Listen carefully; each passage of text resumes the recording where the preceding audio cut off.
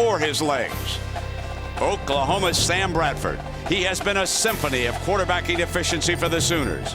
Who's the best today? You gotta think big to understand it. You gotta look long and hard to take it all in. Two schools with larger-than-life legacies. The rivalry, brewed over so long a time, is always intense. But never more so than when title hopes are at stake. And that's just what we have today. From the great states of Oklahoma and Texas come two teams ready to lay it all on the line. For pride and to keep the dream alive. Time to pick your color. Oklahoma Crimson or Texas Orange. This one's big.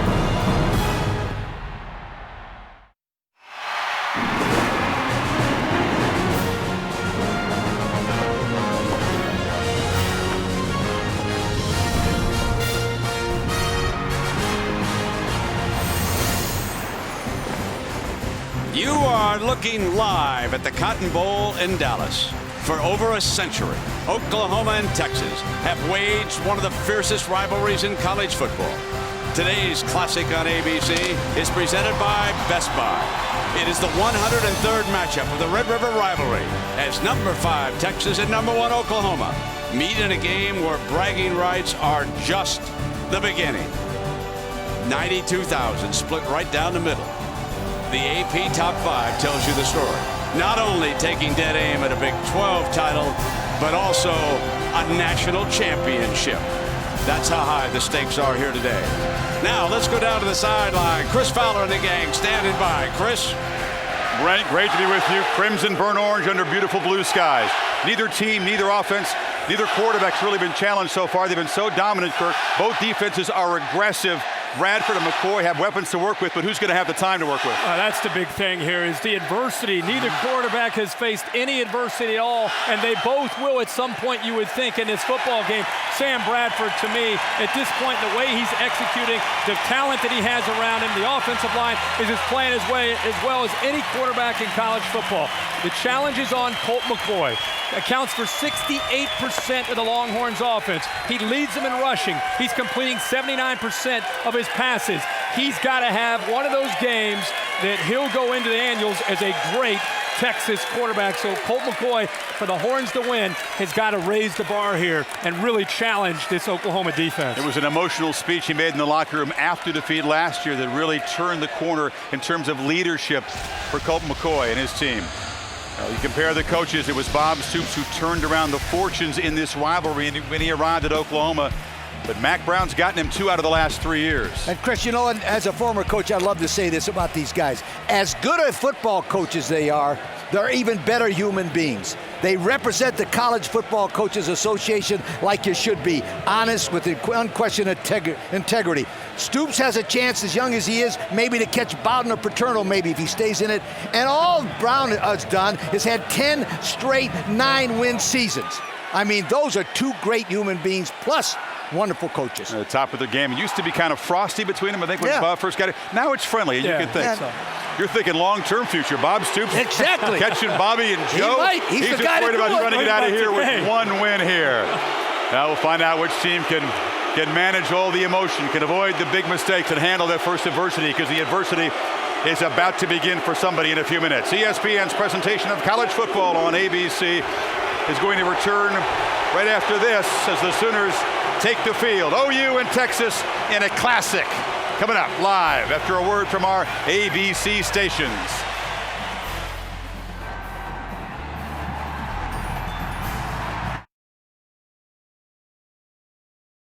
Have come to the Cotton Bowl. First began playing back in 1900, and they moved this game to Dallas in 1912 and permanently in 1929.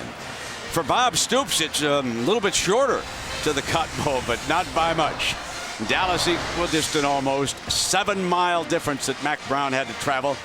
The Texas coach is standing by with Lisa Salters. Let's go to Lisa. Thanks a lot, Brent. Matt, Colt McCoy comes into this game with a 79% pass completion rate. What's going to be the key for him to have that kind of success today against the Sooners? Lisa, we've got to have great protection. Bob's a great defensive coach.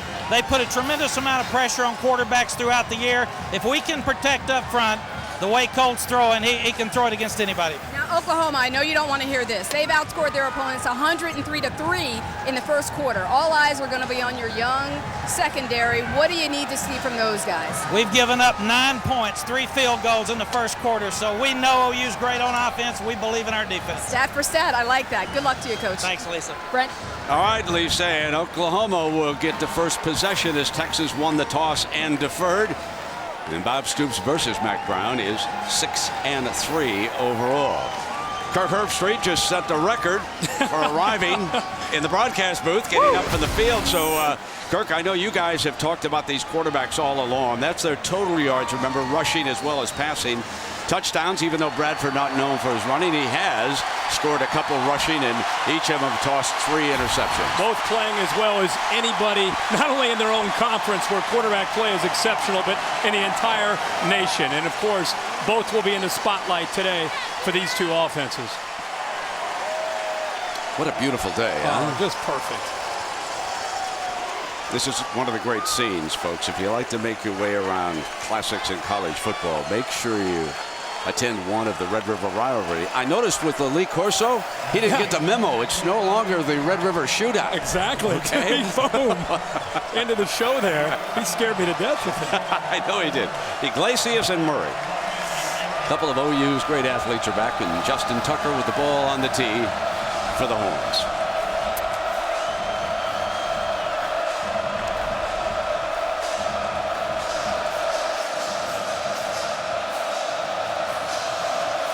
Now let the good times roll.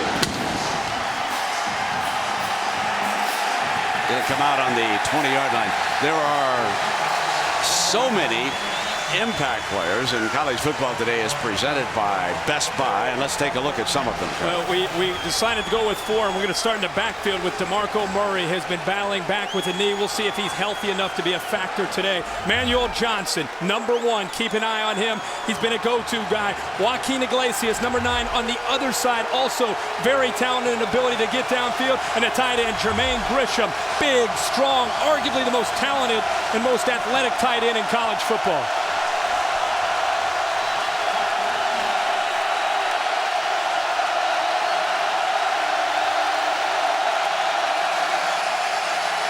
Bradford, not much heat on him, and he throws in underneath and completes the first pass to Jermaine Gresham. And that, of course, is perhaps the most talented tight end.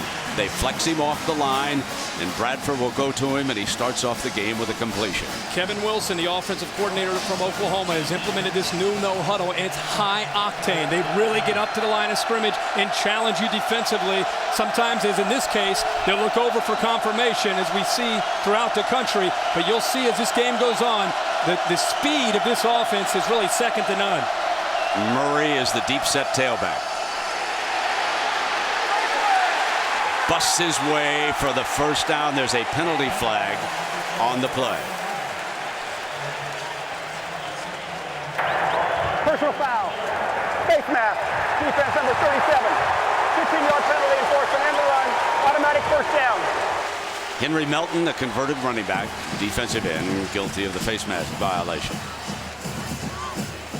This Texas defense, of course, knows that they have to streamline the playbook because of the speed of Sam Bradford, and they have to be able to penetrate. Will Muschamp, the defensive coordinator, one of the best in the country, was brought in by Mac Brown for this type of game, and he said he's going to cut back on a lot of the plays just to get lined up and play fast, but you can't make mistakes like that.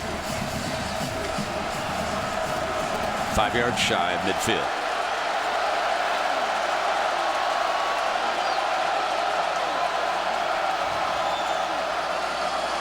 Comes back with Murray on a run, and he's thrown for a loss. And that time, the defense led by Jared Norton, who took over as a starting middle linebacker last week. And Muschamp told us that he would probably come back with Norton instead of Bobineau as his starter. Probably the best group of linebackers, Brent, that Texas has had in a number of years.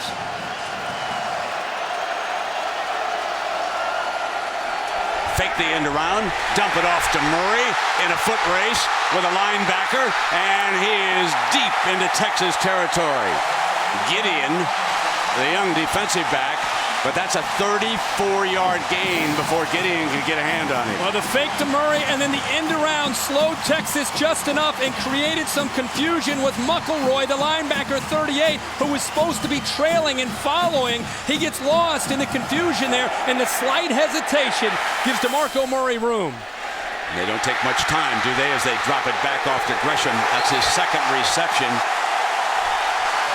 So Gresham takes it down to the 5-yard line, where it will be 1st and goal, and that means probably that Brown will come in.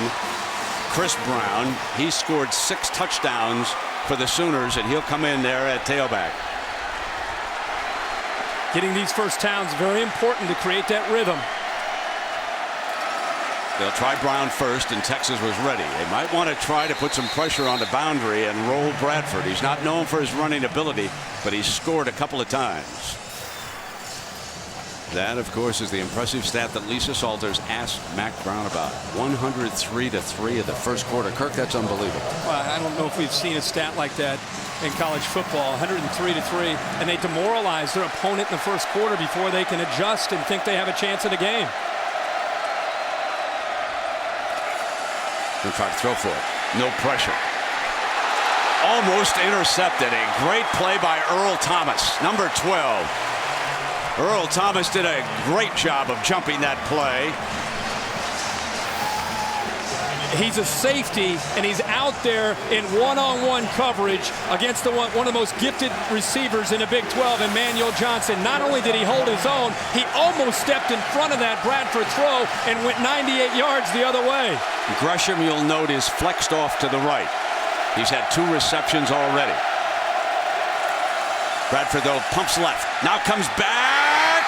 Touchdown, Oklahoma. Emmanuel Johnson, after being denied on the right side of the offense, scores on the left. The pump fake to the inside caught the corner. Ryan Palmer out of position, just a little bit with the shoulders by the quarterback Bradford. Johnson moved from the inside to the outside, got the leverage that he needed, and that's a touchdown. That was close when the knee went down. That was very, very close.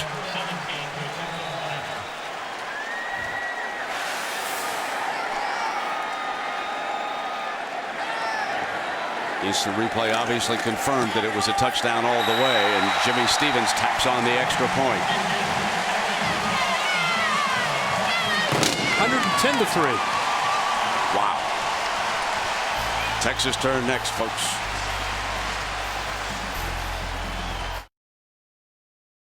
We welcome you back to the Cotton Bowl, and just perhaps Oklahoma got away with one on that 3rd down. Let's take a close look. Watch the knee. Was it down shy of the end zone?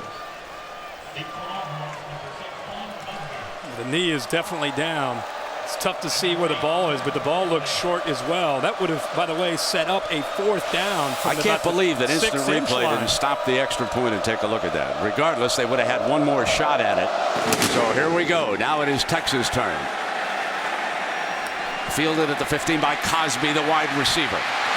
Got a gap. This is the one weakness in the Oklahoma armor. They have not covered kicks well this year. Now, how about our impact players, brought to you by Best Buy here? Well, we're going to start in the backfield. You'll see a number of backs, but Chris, you might want to help me here. Ogbonnia, well, number 3 will be a guy they got to get the football to. Very intelligent player. Quan Cosby, number 6. Favorite target at this point of Colt McCoy, has big playability. And then, of course, Jordan Shipley on the other side, number 8, also an explosive receiver. They'll try to move him around and at times put him in a slot for matchups.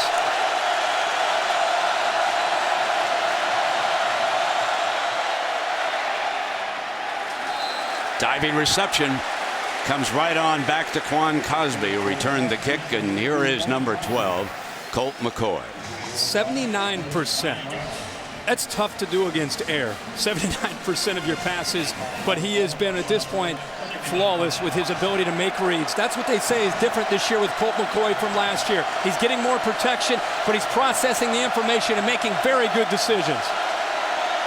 Ogbonnaya dances back and is thrown down by Ryan Reynolds, who leads this team. Came into the game with 43 tackles. He's now up to 44. With this defense, as aggressive as Oklahoma is, after that opening drive by their own offense, I think it's early in this game important for Texas, who hasn't faced a lot of adversity, to be able to have some execution and have some success to get themselves to believe that they can move the ball against this aggressive defense. Here's 3rd and 4. Oklahoma jumped. There's the penalty call. McCoy will go down, but let's wait now for the penalty to be assessed. It looked like Oklahoma jumped the gun in that. We'll wait and see here.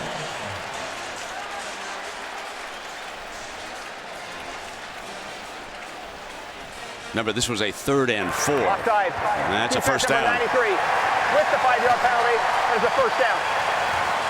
So big Gerald McCoy, who has been a load to handle in the middle of that defensive line, and there's Brent Venables, the 5. We got 2 outstanding defense. Matter of fact, we got 2 outstanding coaching staffs. Now John Childs, the backup quarterback, is off to McCoy's right. Option, and he can throw or run. Childs got no more than a yard on first down. And Kirk, let's take a look at today's X Factor, brought to you by Citi. I think if you look on both sides of the football, obviously there's going to be different keys. You start with Texas. On defense, they've got to be able to pressure Sam Bradford. They've got to get pressure with 4, as we saw in the first series. They weren't able to do that. And then for Oklahoma, we saw tempo, tempo, tempo. The more first downs they're able to create, the quicker you'll see them get up to the line of scrimmage to try to put that Texas defense on their heels.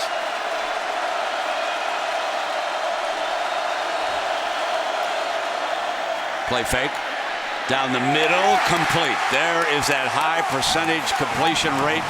And he hits Jordan Shipley, the senior, his first reception. The play fake, Brent, that you indicated, I think throws to linebackers just enough. Travis Lewis gets stuck in there, and also the leader, Ryan Reynolds, by slowing them down and creating a bit of a confusion, a nice little window right between the 2 linebackers. And again, there's the accuracy from Colt. This time he does hand it off to Ogbonnaya, and he is brought down by Reynolds. Ogbonnaya is an outstanding receiver, folks. He could come out. They'll even, as they stretch the field, motion him out and line him up in a slot.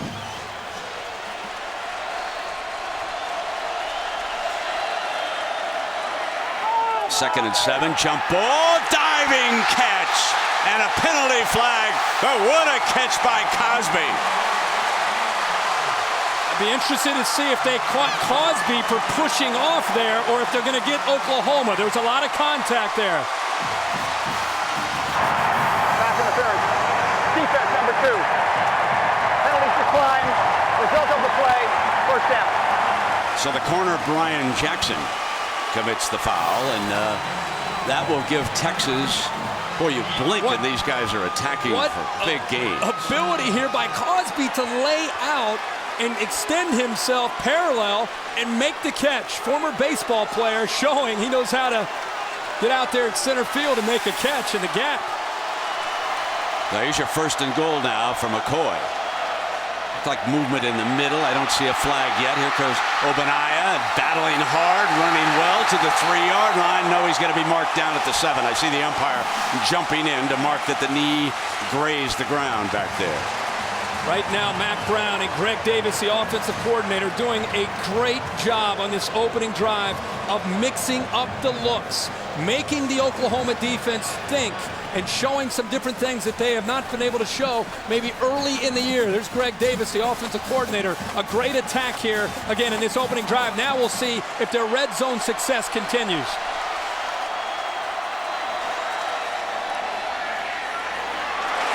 Read beautifully by the defense that time. Keenan Clayton, a safety who was moved to that linebacking spot, and 22 was all over this play.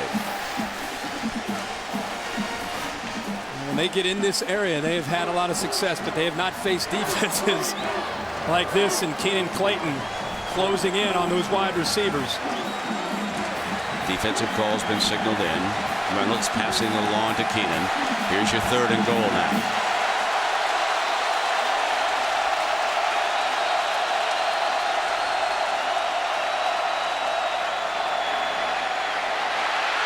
McCoy in trouble.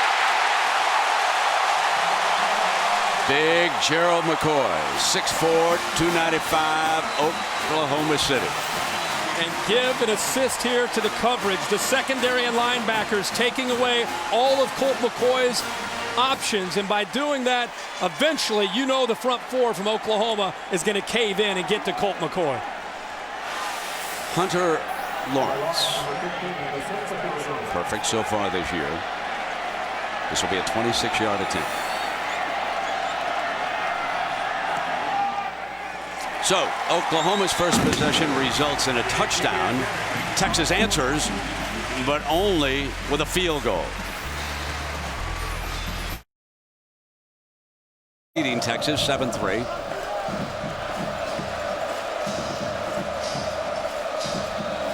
Ball on the tee again for Tucker.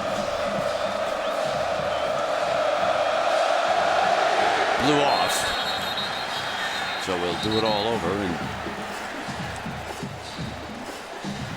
so let me remind you that this Sunday night, for all the teachers who've made a difference in our lives, comes a makeover that will proudly pay one of them back. An inspiring all-new Extreme Makeover Home Edition, Sunday, 7 Central on ABC. The State Fair of Texas. Folks, if you can fry it, you can find it here. Oh my gosh. They fry everything. You have yourself a corny dog? Not yet. I was here with a producer once, Bob Goodrich. I swear, 12-14.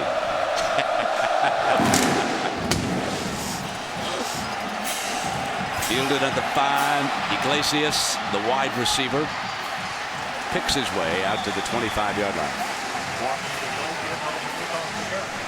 You know, Sam Bradford, we've touched on him a lot, but his intelligence is, I think, the thing that has allowed him to become the quarterback that he is. He's, of course, you see his numbers. When you're a quarterback and you run a hurry-up offense, it's one thing to hurry everybody in the line of scrimmage, but you've got to remain calm as far as the way you process information, the defenses that you're reading. And that's what he does such a good job of. And he just happens to have outstanding footwork, a quick release, and an accurate and strong arm. The total package.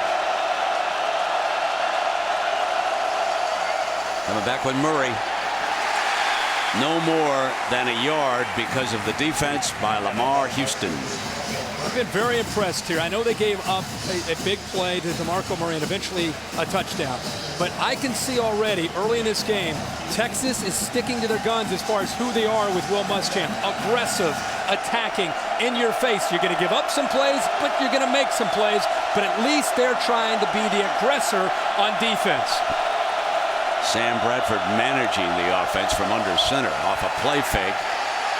No pressure, rolling right. Receivers were covered, Kirk, and he had to haul it out of bounds.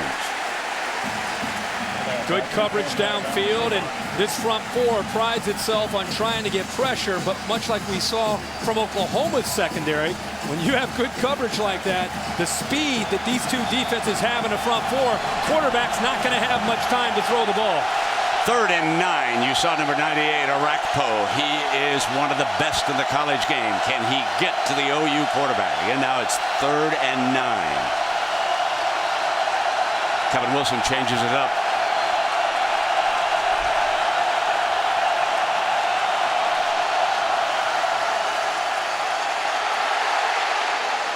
In underneath, well short of the first down. Iglesias not even close. Brown with the coverage. You mentioned the play. They changed the play, but what was interesting is Texas also changed the play from Will Muschamp. A lot of times you see quarterbacks look over for confirmation. He looked over, changed his play, and Will Muschamp said, okay, if you're going to do that, we're going to change our play as well. Some adjustments there, Kirk. That's 3 and out now. Yep. This time after that very efficient touchdown. So Mike Knoll will be punting with Cosby back deep.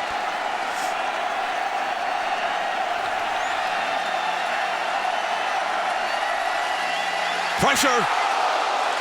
Is there going to be a penalty flag? There is a flag. Null did a sensational job under pressure of getting that punt off. Remember, it was 4th and 9 now.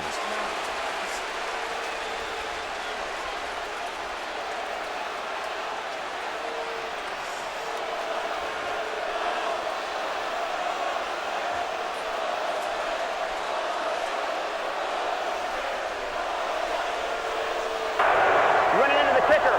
By the defense, number 4. Penalties decline. Result of play, first down. Because it was 9, that's why they declined the penalty. Back to the Red River rivalry. Oklahoma 7, Texas 3. After a 3 and out, now it's Colt McCoy and the Longhorns coming up on their own 39-yard line.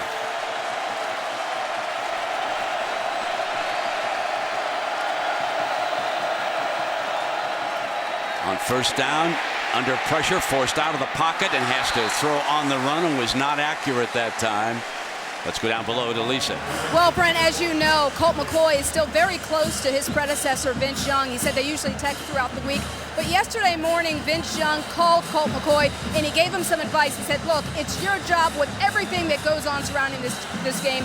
It's your job to keep the team calm and relaxed, not just during the game, but leading up to the game as well. Brent? 2nd and 10 for McCoy and the Horns. 3 down. Blitzer from the outside. McCoy in trouble again to the right side. Throws for a first down to Cosby. What a fine throw on the move. This, of course, had Brent Venables concerned. On the move, he said, Colt McCoy is still a very dangerous thrower. Well, it's one-on-one here, and it's an ability to have Colt McCoy get away from the pressure. And a rare blitz. Oklahoma, these first 2 plays here on this series, they blitzed twice, which you don't see a lot from Oklahoma's defense. But the one-on-one matchup that time goes in favor of Cosby, matched up against Brian Jackson. Fumble. McCoy wraps it up. So on a missed handoff to Obanaya, ball on the ground, and the quarterback recovers. Sometimes with option football, when you're making a read on the backside end, there's a little bit of confusion. Am I pulling it or am I giving it? And anytime you have just a slight bit of hesitation from the back of the quarterback, sometimes you see the ball go down on the ground. The Longhorns fortunate there to recover that. 5 receivers on 2nd and 13. Screen. Not much doing because of Nick Harris, the safety, read it beautifully and made the stop. We go to Matt Weiner in New York for an update.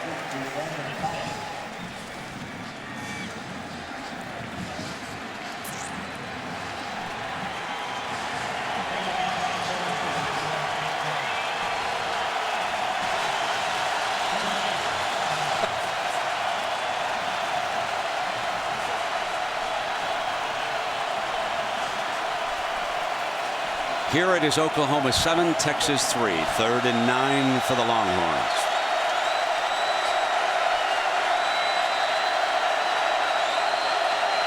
They show pressure. Bust through on McCoy, who's on the move. Breaks free and turns it into a gain before Jackson can make the tackle. That shows you his ability to scramble out of trouble. Ability and courage. I think Oklahoma was off sides on a play. It looked like it. The defensive end may have jumped, but instead of going out of bounds, Colt McCoy said, defense number 44, 5-yard penalty, repeat 3rd down. That's Jeremy Beal. the speed is one thing, but when Oklahoma's defense, one of the nastiest defenses in the country, is closing in on you, you'd think a veteran quarterback, 3rd time he's played in this rivalry, he said, bring it on.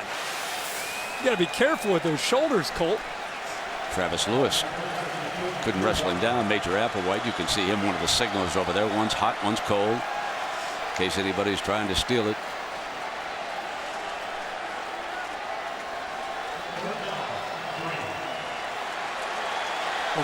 Texas has not shown this look very often at all. The empty with 5 wide receiver set. 3rd and 4 with 3 down in the defensive front, and they move a backer into the gap, and it's a 4-man rush.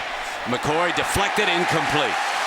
Obadiah, the running back, was the intended receiver, and it was Keenan Clayton who got a hand on it. Well, Keenan Clayton moved from safety to linebacker in the spring, and because in the Big 12, so many of these offenses are spread offenses, he's kind of like a linebacker, but really plays as a safety because he's out in coverage so much, and he is jumping up and down after that. He makes a great play, but he's thinking to himself, boy, I could have made a great interception there.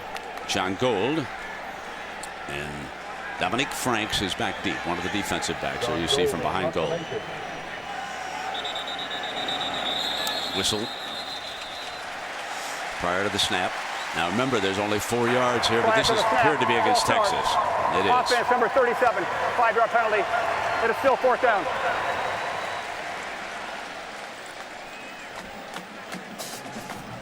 So after an explosive offensive start, the game begins to settle down here, and Gold will be punting.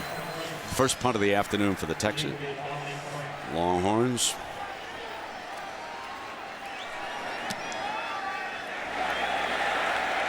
Fair catch, and then lets it go into the end zone, so it'll come out on the 20-yard line.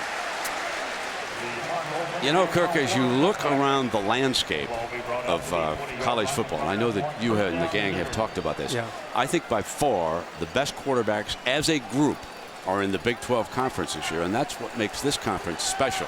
You're absolutely right. I mean, you look at the top 10 in passing efficiency and scoring offense, it's mainly the teams from the Big 12. They've really made a statement to the entire country that I know the SEC always gets most of the credit and the love, but the Big 12, because of the offense and the quarterback play, has definitely closed the gap in some people's minds, maybe become the best conference. Bradford has all time in the world, and he can't get anybody open. One receiver went out of bounds and then stepped back in. Now that is very intelligent by Bradford. Iglesias was stepping out of bounds, and instead of throwing the ball to him, he took off himself, because obviously that would have been a penalty if he'd have touched the ball first. Watch Iglesias work the sideline now. Steps right there as Bradford turns, and Bradford moving the other way, completes it on the run, and ball comes free, and it's ruled incomplete. Let me check that. Broyles. So then he was down, obviously, on that play over there. Sets up a big 3rd down here early in this game. Again, I mentioned it in the last series. I know they gave up a touchdown in the first drive, but Texas's defense is coming after Oklahoma, something we've not seen from any defense yet this year. Again, the one defense that got in his face mask a little bit in the second quarter, I was watching it, TCU got on him a little bit, but you're right. For the most part, no one has been able to exert extreme pressure on Bradford.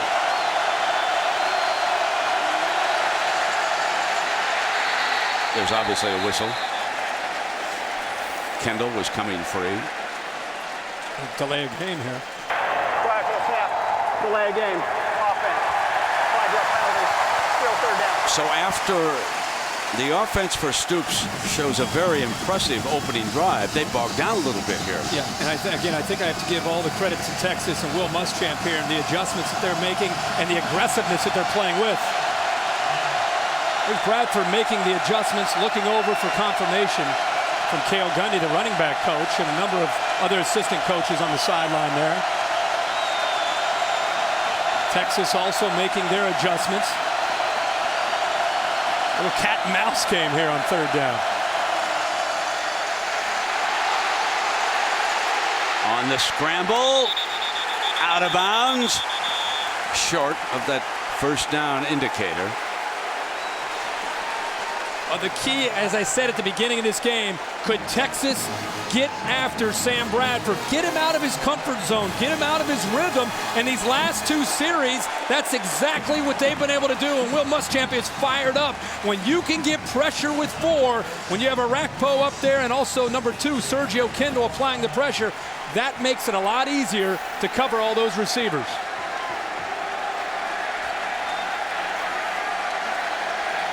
Remember, there was extreme pressure exerted on Nall's first punt. This time, everybody drops back. Cosby runs up. Let's go down below to Lisa. Well, Brent, you were talking about Will Muschamp and how fired up he is on the sidelines. I was talking to defensive end Brian Arakpo about him. He said, you know what, we've gone through 4 defensive coordinators in 5 seasons, so we just thought, here we go, here's another guy. But absolutely not. This guy came in and he changed everything from our meetings to our practices. We thought he was a little nutty when he cut himself during the first game of the season and left the blood just dripping down his face.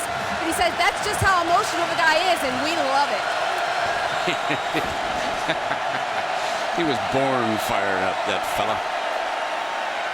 Here's McCoy going deep, one-on-one, incomplete. Justin Tucker. And that was the coverage by Jackson. Yeah, Brian Jackson. And Bob Stoops has talked all year about the secondary from Oklahoma playing well. He gets back in great position there and gets up, finds the football, most importantly, and is able to knock that ball away from Williams, who has great size, but good coverage on the boundary there by Brian Jackson. Yeah, let me correct myself. That was the other 9, Malcolm Williams, and not Justin Tucker. And obviously is the wide receiver. So 2nd down and 10. McCoy's in trouble and going to get thrown down by Jeremy Beal.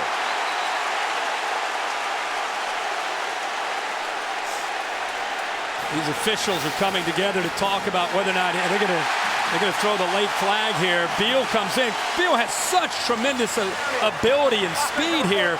Colt McCoy taking a chance to try to get to the outside. He gives him a little shake, thinking he can get by him, but this is Oklahoma. And this is an Oklahoma defensive end that can run, and they call the intentional grounding, and he obviously loses a lot of yards. But that speed up front, Colt has got to be able to have an awareness of how quickly they're closing in on him.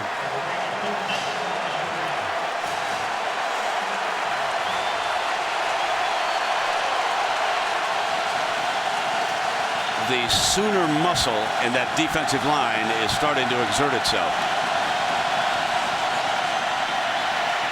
Inside shuttle pass. Obanaya against that rush. Fine call by the coordinator. Lewis makes the stop. When you got him stomping and breathing just to pick up a few yards and then get the punting team out of the field. Final seconds of the opening quarter. Pretty good defenses here in the first quarter. You know, after Oklahoma made the adjustments, or after Texas made the adjustments to that first touchdown, you know Oklahoma can run.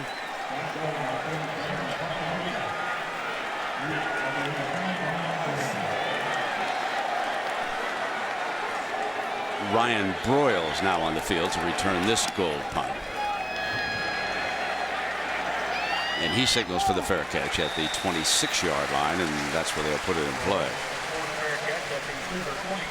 Well, let's remind everybody the NASCAR Sprint Cup Series Bank of America 500 at Charlotte on ABC tonight. Under the lights in Charlotte. This will be a good one, folks. Carl Edwards, Greg Biffle, Dale Earnhardt Jr., Jeff Gordon all look to bounce back after getting caught up in that big one at Talladega last week. Jimmy Johnson, can he do it again? Can he three-peat? Tune in tonight, 7 Eastern on ABC. 1st and 10. Folks, the left tackle for Oklahoma.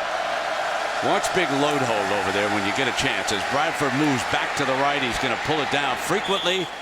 There's great work by the secondary as the seconds tick away here in the first quarter. Here is ignite your senses. You buy coupons there, Kirk, and you buy yourself a fried banana split, and I tell you, that will ignite your senses. Among other things, right? The remodeled Cotton Bowl, and they did a fine job. Now holds about 92,000.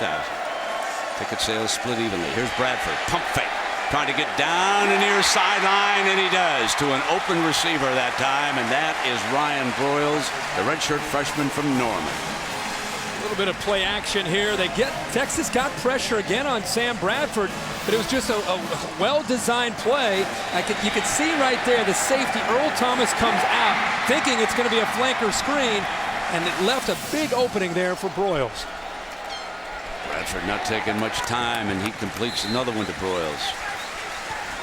That's the big difference this year with Oklahoma. When they get first downs, they're up at the line of scrimmage, and they're attacking the defense. And the whole reason Kevin Wilson has decided to do this, number one, he has a quarterback that understands how to do it, but put the pressure on the defense and put them on their heels. Rolling back to the left for a first down, and it is Broyles who has caught 3 consecutive passes, and you can see that coaching staff roll it up tempo. Yep. Let's move it as fast as we can on this drive. And when you go up tempo again, it makes the defense lose some of their aggressiveness, which Texas has done a good job of here these last few series.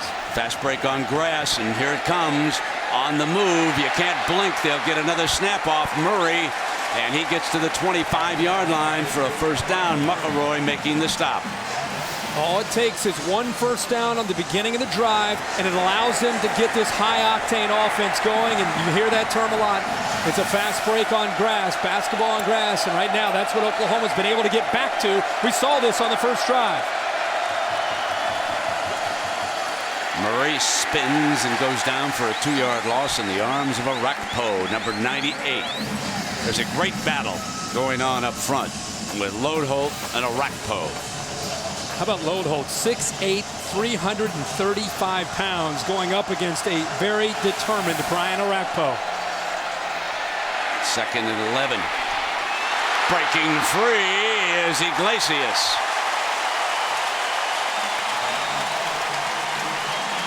Again, all of a sudden, there's rhythm.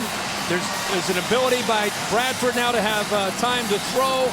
But it's crossing routes, it's running the football, it's dumping it underneath the Broyles. A lot of different looks. Now they're coming out in an empty set, making Texas think. 1st and goal and not hesitating.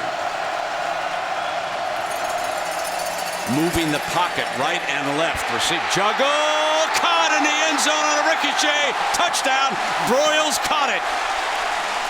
Broyles caught the ricochet from Jermaine Grisham. You'll see it. Coming right at you. Grisham is all alone. The safety Thomas comes up to make the hit, and the football just falls right into the hands of Ryan Broyles for a touchdown. And Brent, Grisham never had possession, so this was going to be an incompletion, and Broyles just does, with the fingertips, hold the football up off the ground for the touchdown. Coach, let's put that one in the playbook. Yeah, right. Instant replay will take a look at this one. They might have missed one earlier on Oklahoma's first touchdown. This appears to be a touchdown that the ball does not, although it was close, wasn't it, when he reached down? It sure was. So we'll take that one angle right here. Now take a look at this and see if the ball does skim the top of the grass. No, that's a touchdown. There's daylight, folks. That was a great look right there. Always better to be safe than sorry, as we learned in that first touchdown. Yes, indeed. Right man in the right spot.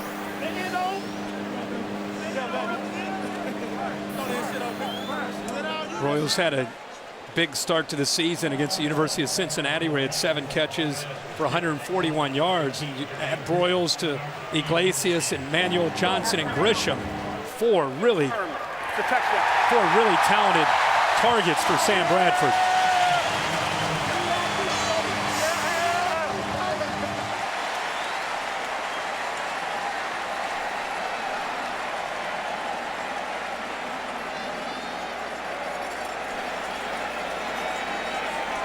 Former OU quarterback Josh Heupel, the quarterback coach, talking with Bradford along with Bob Stoops.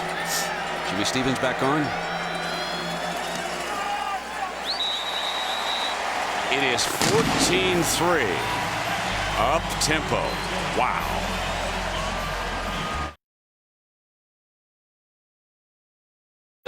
Lovely day in Dallas. 14-3. Sooners lead the Longhorns.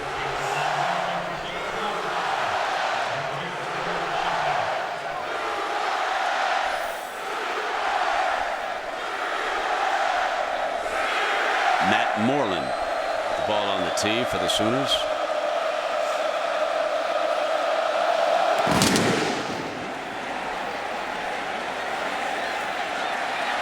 Return from the 5-yard line is Shipley.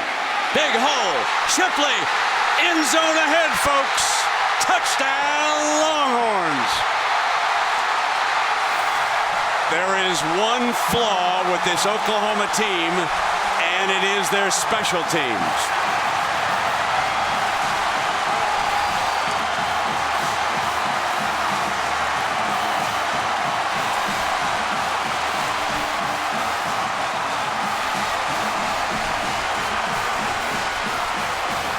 McCoy's roommate took matters into his own hands that time. That's his 8th touchdown overall of the season. 96 yards. Hunter Lawrence tacks on the extra point.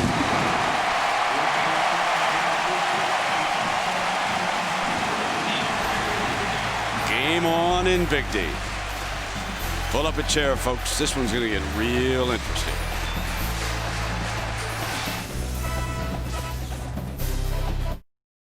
$3 million in attendance expected here to the State Fair of Texas, which will extend on into mid-October. Started back earlier this month.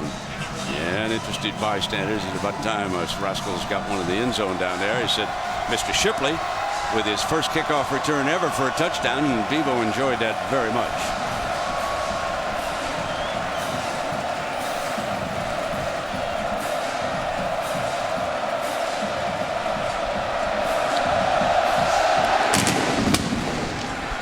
This is going to be returned from the 12-yard line. Iglesias thought about lateraling, and ball was taken out of his hands as he was going down, I believe. And let's go back to the careful. TD. Well, let's go back to the play, and special teams in these kind of games typically means so much. Look at the wedge right in the middle. And what a great job here by Obanaya and also Eddie Jones picking up the block. And then for Shipley, it's just a matter of hitting that crease and then beating the kicker with tremendous quickness. But it was all set up by a nice job there by the wedge at creating a scene for Shipley to hit.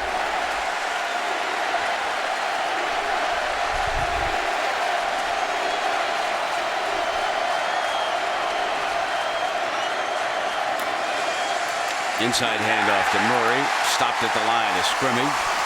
And let's take a look at our Pacific Life game summary. We want to show you the 2 quarterbacks because, of course, we're going to be focusing on them all day long. You can see that Bradford has the upper hand, but the better roommate award right now goes to the Texas quarterback. There's no doubt. The big difference is the rushing yards and the touchdowns. Those are the 2 things that right now are the difference between the quarterbacks. Fake the end around, roll the pocket out, hit Murray in underneath. And he's a yard short of that first down marker. McElroy, same exact player. Sorry, Brent, the same exact play that allowed Murray to pick up a big gain early in this game, where he came out, snuck out into the flat off of the fake reverse, and went down the sidelines for about 35 yards.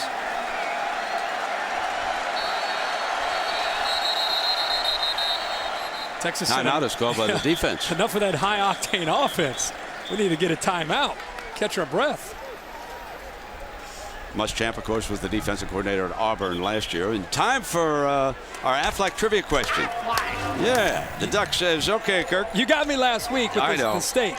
What is Mac Brown's connection to Oklahoma? I know Gave that. you a layup this I know that. Gave you a layup. I know that. Don't give it away. Okay. There might be a couple people out there who don't know the answer. Okay. I'll give you the decade. Is that a good hint? That's good. There's Mac, his wife Sally, over in the booth right next to us. Of course, they were up at Colorado last week, and Sally was out hiking and broke her arm. Arm's in a cast, but she's recovering nicely. Here rooting for the Longhorns. Matt Clapp and now Chris Brown in that backfield on a 3rd and 1. They check with Kevin Wilson to see what he wants to do. Brown behind the fullback. Big crease for the first down. Let's go to Matt Weiner in New York. Matt.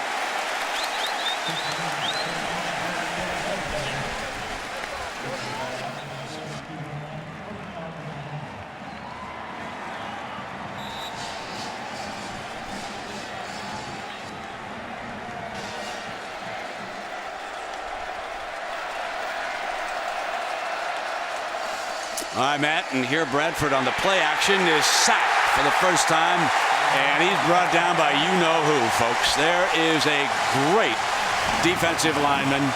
That, of course, Brian Arakpo, the senior from Houston. He's finally healthy, and we're seeing what a healthy Arakpo can do. There's the matchup we talked about, Lone Hole with the size, but not the lateral quickness, and Arakpo goes with an inside move, and what speed to get upfield and get after Bradford. Yeah, there's a 300-plus pounder who didn't move his feet. 2nd and 19 as a result. Drop in that middle screen underneath Emmanuel Johnson. He is ridden down by Dion Beasley. This offense picks up chunks of yardage so quickly. Little jailbreak screen. We've seen Johnson have a lot of success with that play specifically, picking up huge yards, and all of a sudden 2nd long moves to 3rd and short. Stands tall in the pocket, has all day, and wide open is Gresham. Headed end zone. Touchdown, Sooners. How about that for a downfield tight end? That's 52 yards. Well, this is broken coverage by Texas. You see the young safety that time, Earl Thomas, jumping up on the underneath route, and they lost focus on Gresham. Broken coverage all alone, and then the big fella shows the speed to get to the end zone.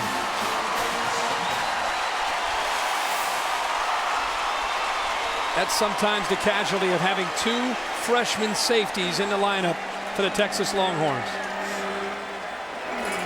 Jimmy Stevens adds the extra point. Didn't take him long to get it back, did it? And looks like we've got a penalty flag down there by the line of scrimmage.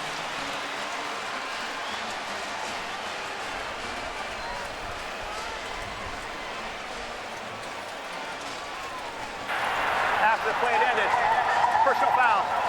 Defense number 95, hands to the face. 15-yard penalty will be enforced on the kickoff. So, tacks on the extra point and then the penalty. Double whammy for the Longhorns, huh? We'll be right back.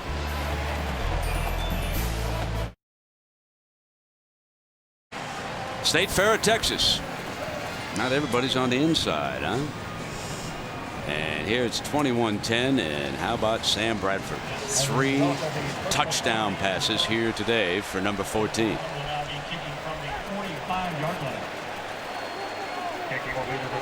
Watch this offense, and you really ask yourself, can anybody slow these guys up? He's 14 of 16 for 210 yards, and those 3 scores we mentioned. Just when it looked like Texas was defensively containing Bradford, putting pressure on Bradford, a couple series later, you put those numbers up. And that penalty, of course, takes Shipley out of it. They'll be kicking it off from the 45-yard line. You would think this would be a touchback.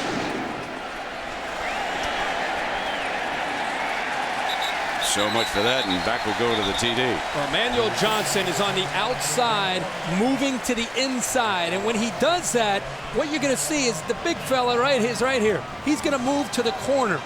The confusion by Texas comes from the backfield, the defensive backfield. Right there, the safety jumps up, and by doing that, also the linebacker comes up. Now you've got 3 guys covering Emmanuel Johnson and a tight end who maybe is the best target Oklahoma has, all by himself in the back part of that secondary. A mental error there for the Longhorns.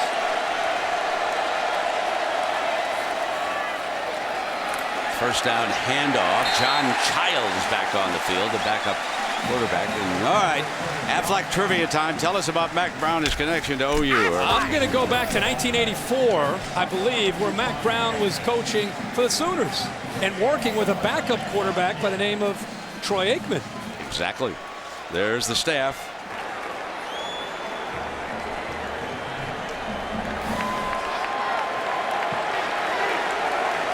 Oklahoma, they would put 80 on you in a hurry.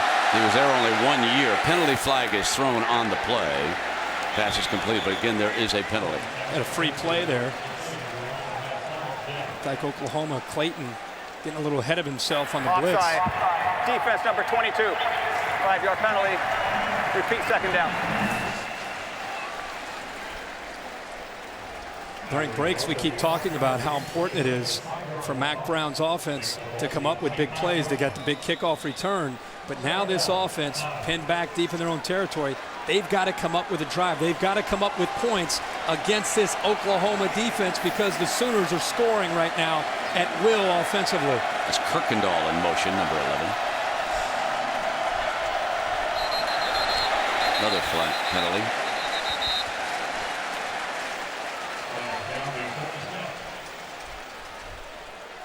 Horns may have given this one back. I don't know. Movement on both sides. Prior to the snap, offside. Defense, number 96. With the 5-yard penalty, first down.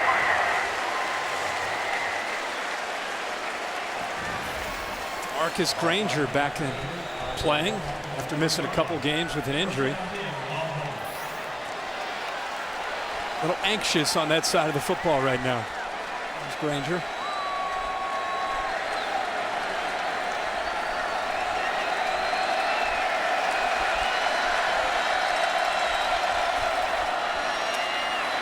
Benaya thrown for a loss by that defense, and Travis Lewis, the redshirt freshman from San Antonio, makes the stop.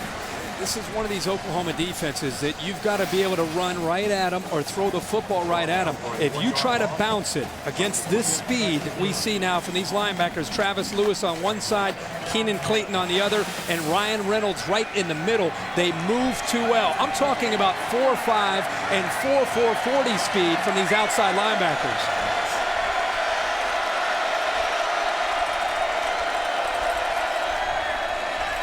Second and 11. Completes it to his roommate, and he gets across that first down marker. Jordan Shipley. He has the Horns touchdown on that kickoff return.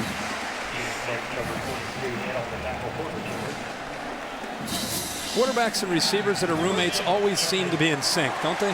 Hours and hours of coaches aren't around, other teammates aren't around in May and June and July, and you just throw day after day, and you get into a very comfortable rhythm, and you can see Colt McCoy and Jordan Shipley definitely have that.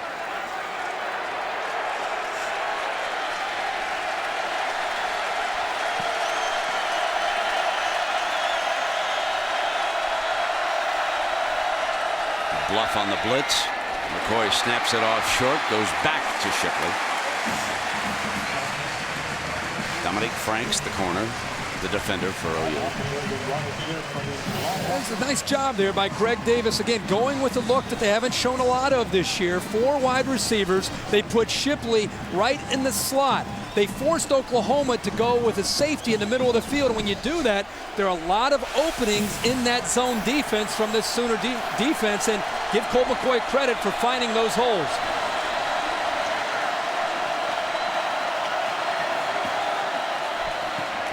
Quarterback draw. Back to the line of scrimmage, and no more after that because of Lewis. As you look at the Oklahoma team in the flesh, Kirk, I think you would agree this team is built for speed. This is a lean, mean football team. You and I have seen a lot of these top teams that are up in the top 5, top 7 in the BCS, and athletically, Oklahoma doesn't take a back seat to anybody. With that many athletes, I am really surprised that they don't defend kicks well. Complete down the sideline. He snapped it off to Cosby. The defensive back gambled that time. Jackson couldn't get to the ball. Boy, Jackson a couple times here coming close to making big plays for the Sooners defense. Colt McCoy going back to the boundary. This is a tight throw. You've got to throw it away from the defender. Not only a great throw, but also amazing concentration here by Quan Cosby to be able to bring in the football and then turn upfield to pick up a first down. First and 10 at the Sooners 35.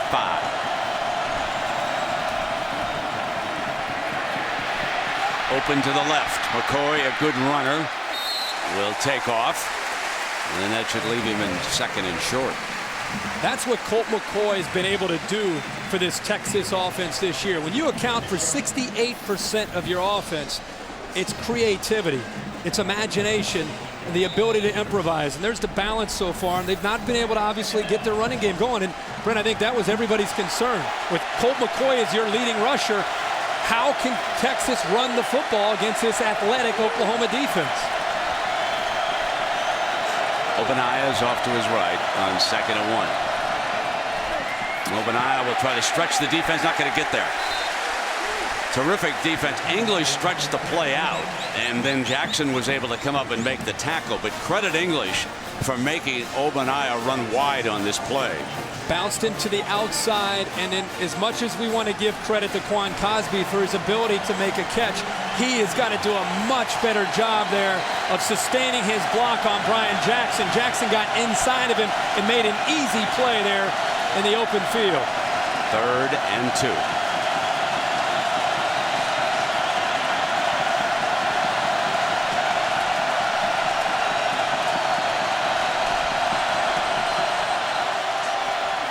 The throw for it as the run game bogs down. He does just that. Hits Cosby for the first down and more.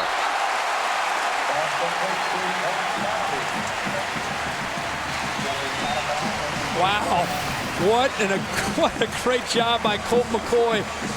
This is a tight window. You've got 8 defenders from Oklahoma dropping, many of which went right to the first down marker, and they all had their head on a swivels. You had about 5 Oklahoma defenders at about the 4-yard mark trying to find a receiver to take away. They were there, but the accuracy from McCoy is the difference. We'll see if they throw on 1st and goal immediately and not wait. Yeah, they're going to throw on 1st down. This will be 2nd and goal from just across the 3-yard line. Cosby again. But I think this is so revealing about the Texas running game, or lack thereof, when you come up and start firing on 1st down out of the shotgun when you've got a 1st and goal. Well said, Brent. And you got to wonder now, inside the 5-yard line, can Texas continue to have success throwing these tight, small windows now, because it gets so much tighter with such little room to work with against this defense. Move the pocket to the right. Shipley's on that side. They throw in underneath, down at the 1-yard line. It was a great play call, moving the pocket away from the pressure. Oklahoma came after him, and if Colt McCoy gets this ball up a little bit to Shipley, he walks into the end zone. So the matchup and the call, perfect. It was just a matter of execution there, and a rare misfire, even though he completed it, a rare misfire by Colt McCoy. All right, Jumbo is on for the Horns. This will be the Jumbo look. You remember Loki and those guys? Well, it'll be Miller. He'll set in front of Johnson. Obaniah's off to the left. This is their Jumbo look. 3rd and goal. Johnson behind Miller, going to the corner, stretches for the pylon, touchdown.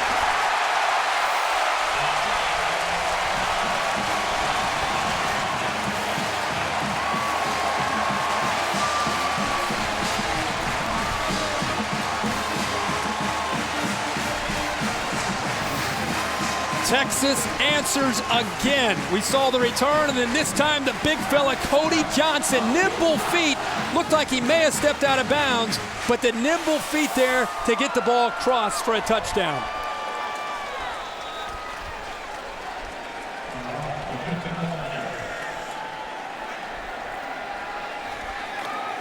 Lawrence tacks on the point. A 12-play, 80-yard drive, consuming 6:42. Texas' best drive of this game so far by far. Respond again, Kirk. Well, I mentioned it looked like he may have stepped out of bounds, but first watch the block by the big defensive tackle Miller, who blows up. But right here, he steps out of bounds, but the ball looks like it crosses the plane before the foot steps out of bounds. You can see it get right there, get across, and then the right foot comes out of bounds for a touchdown for the Horns. How about the big Miller, the big defensive tackle, getting in there and just bulldozing the Oklahoma defense? Yeah, for a couple of years it was Derek Lokey back there leading the way, and now it is Miller. Still, the good news, Texas just scored. The bad news is Sam Bradford and this Oklahoma offense, they've got 3:41 left in the first half. That's a lifetime. They could have a couple possessions in 3:41. Texas and Colt McCoy showing a lot of guts on that drive.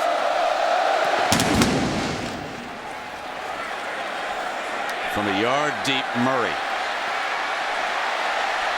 Middle return. And Brown brings him down. Let's head to New York. Matt Weiner for a Sports Center right now. Matt.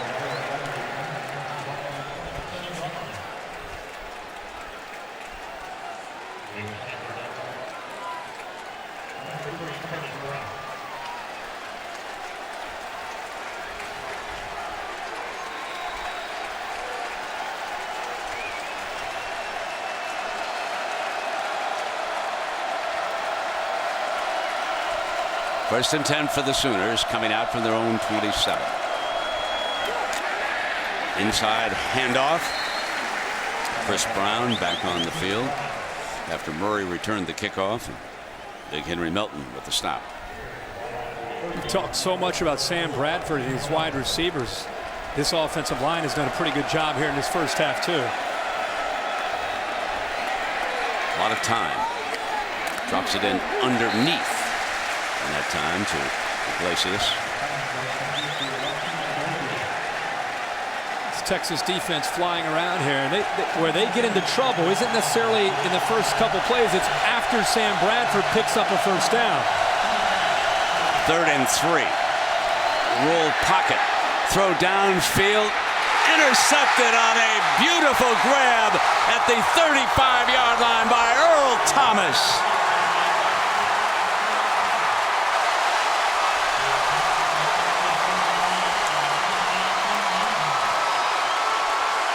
How about the freshman's athletic ability and closing speed to be able to beat Broyles to the spot and then lay out and make an interception? He easily beats him there, but then he lays out.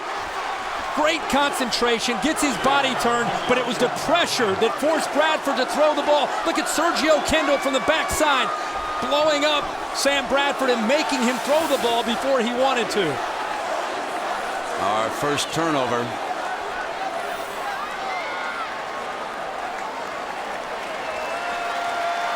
.246. Palmer shake it up on the play. Head on over.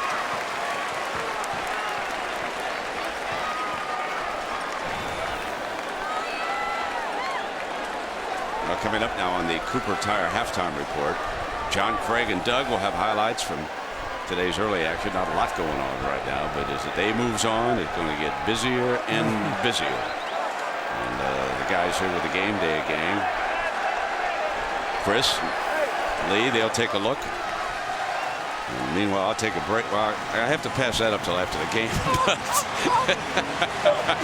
Oh, you're I gotta beautiful. tell you, folks, that You're was beautiful. beautiful. First down and 10. Ball out of the 33-yard line, and here comes Colt McCoy.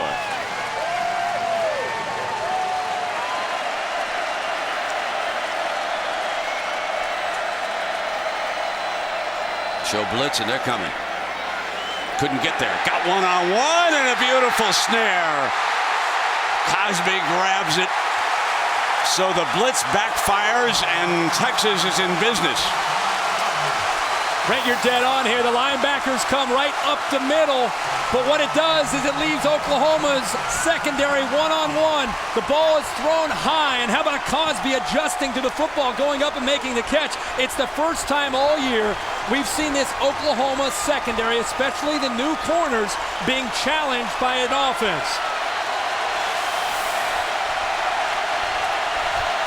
First and 10. McCoy forced to scramble this time. The defensive line for OU did a job, and he is thrown for a 4-yard loss. Ryan Reynolds getting involved there as well, and kind of the heart and soul of this defense, number 8, who's moved to the middle linebacker spot this year, this Oklahoma defense, and he's hobbling a bit. He's actually going to take a knee here.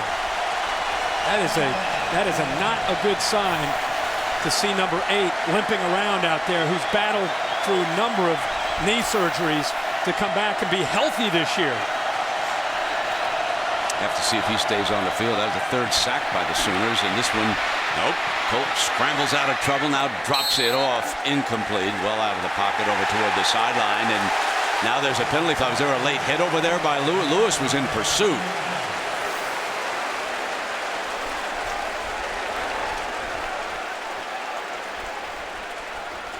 Personal foul. Big. Roughing the passer. Defense number 28. 15-yard penalty. Oh, that's huge, Automatic folks. first down. This would have been 3rd and long, and instead it'll give the Horns a first down. Take a look at this. The emotion of the game, but I'm going to be honest with you. That is a horrible call. And I'm a quarterback, and I like to protect quarterbacks. Awful call by the officials here protecting Colt McCoy. Lewis comes up and barely It almost looked like he was trying to hold him up. That was a terrible with his call. hands. If it had happened over on Stoopsy's sideline, no that's a bad penalty, call. folks. Big break for Texas here. See Texas if they bench capitalize. did a good job. First down, ball at the 20-yard line now. Go back to the running game and that inside, whatever it is. Obaniah rushing Texas, because remember the sacks bring it off, so they've been held to -13, -3 total after that run by Obaniah. And OU's rush, though, for only 13. So. Yeah, not that they needed to live and die by running the football tonight, but just the ability to show that you have it, because it can set up play-action pass and try to slow down Oklahoma's defense. But what we've seen so far is not going to be good enough. Got to rely on Colt throwing. Well, I'm sure he will here on 2nd and 7. Try to rush 5, don't get there, and he overthrew Collins. Just as well, because there are a couple of defenders over there lurking on that sideline too. The last series that Texas had, they went to a lot of the 4 wide receiver looks, and they found seams inside where the linebackers are lined up. I think here on 3rd down, I'd go back to that. Try to find an area where Cosby or Shipley could work into the inside where there's some space to work against those Oklahoma linebackers.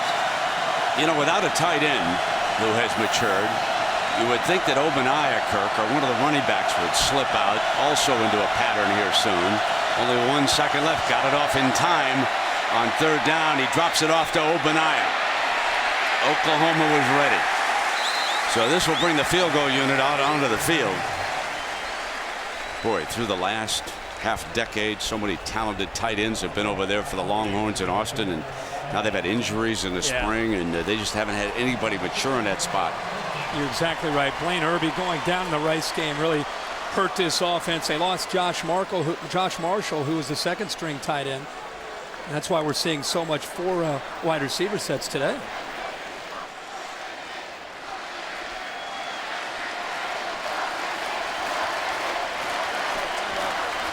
If they're able to hit this field goal, We're going to bring it on down so that Bradford doesn't get it back. It's one of the better first halves that we've seen. They can make it 21-20 here. Yeah, so we'll take a quick timeout, then we'll come back and see if the field goal is successful.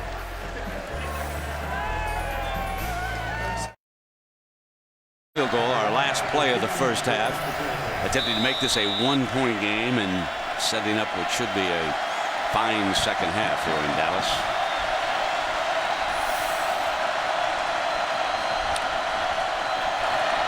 Shipley puts it down on the spin. We got a 1-pointer in the Cotton Bowl.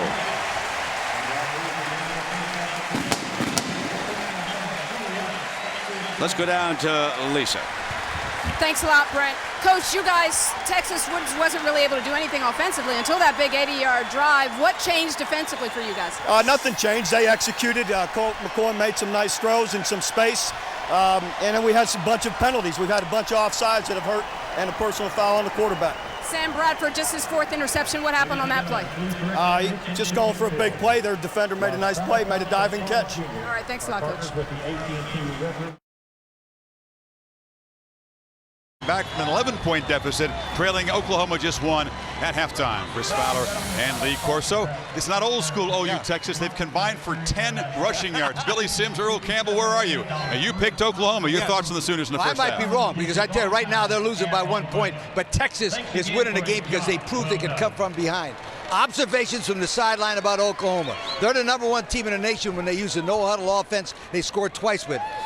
Defensively, they're average to below average on defense. They can on pass defense. They can't rush the passer without a blitz. They make stupid penalties on defense, and they're not a well-coached football team in the special teams. Now, they'll win this football game, but they're going to have to outscore Texas. There's some frustration, almost anger in that assessment of the team you picked in the first half. Texas gets the ball to start the second half. What would you do differently for Oklahoma's defense? Just let them score, get the ball back and score some more, because that's the only way they're going to beat Texas. Well, keep in Colt mind, McCoy can play. Texas has had to answer. Neither team's been in a close game. We'll see. The second half coming up. This ESPN presentation of college football on ABC returns after these messages and a word from our ABC stations. Executing, big kickoff return. Now you're down 21-10 because Bradford comes right back. Boy, here comes Texas and Colt McCoy again. Made a big interception. Now we're at 21-20. Texas showed a lot of heart and character there in that first half. So we'll see what happens. Remember now, Texas won the flip and deferred. That means they will get the first possession and a chance to take their first lead in the afternoon if they can do something with it. And it is fielded a yard deep in the end zone. Cosby is down at the 24-yard line. Well, time for our Best Buy playbook. There were some big plays here. Yeah, early in this game, how about the brakes falling in the favor of the Oklahoma Sooners? Broyles makes a big catch. A broken coverage here by Texas led to a Grisham touchdown, one of his 3 catches in the first half. I mentioned Shipley, big return when the Longhorns were down. They got him right back into the game, and they got another opportunity, got the ball back to Colt McCoy, and here we are. What a first half, 21-20, a 1-point lead for the Sooners.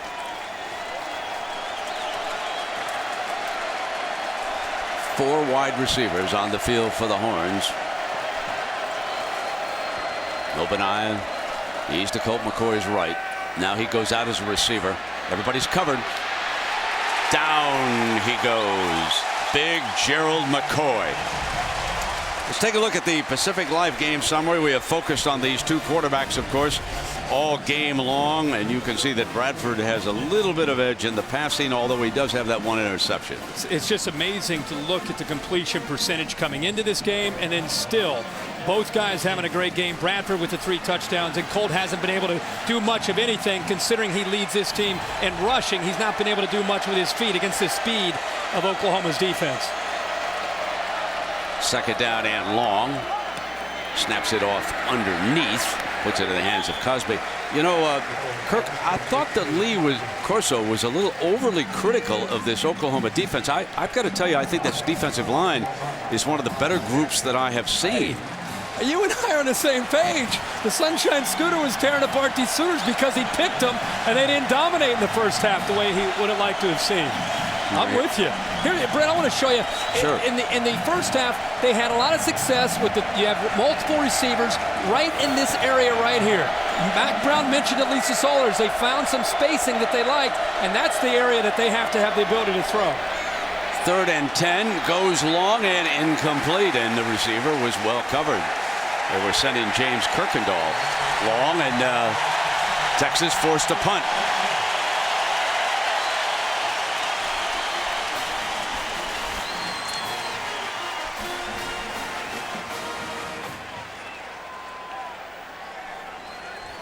There's Broyles. Broyles had an interesting first half. Caught 3 passes in a row and then a ricochet for a touchdown, all on one series. Now he's set to return John Gold's punt.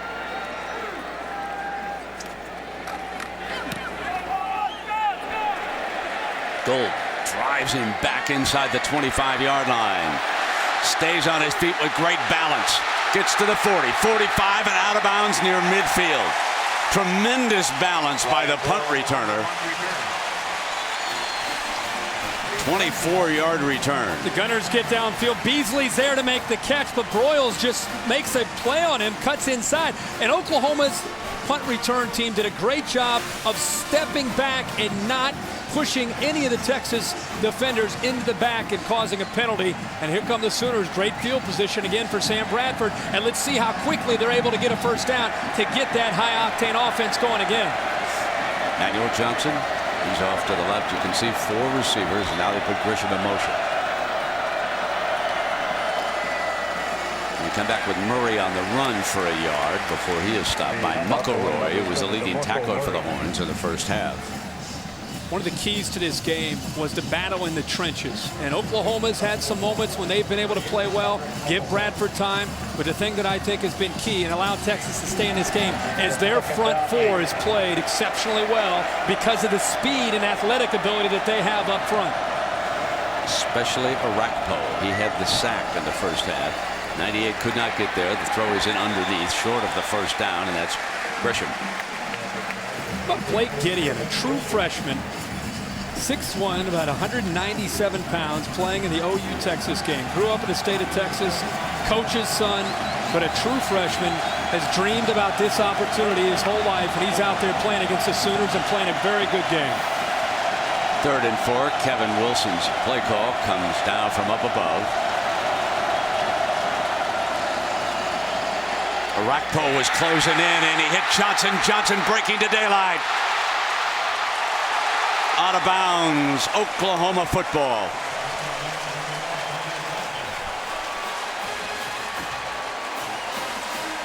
You know they're going to go no huddle here and try to push the Longhorns to get them on their heels. When you see this play, it's so important to get behind your blocks and at the same time not get caught from behind. Lamar Houston, the big defensive lineman, almost caught him from behind. Incomplete. Second down and 10. Murray, the running back, was the target that time.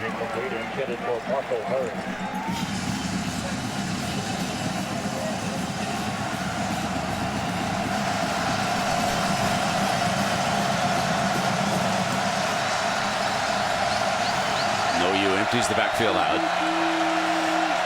Arakpo trying to get a move here on Lodeholt. Lodeholt got his body in front of him, couldn't get any pressure on him, but incomplete. And the matchup that Will Muschamp was most concerned about, especially in the red zone, was Grisham against his linebackers and against his safeties. And many times they've had to use two defenders to take Grisham out of this red zone look from Oklahoma. And here's Grisham right now, the linebacker, McElroy. The defense changes its call late. McElroy goes over to the other side now, and they're going to put 3 down.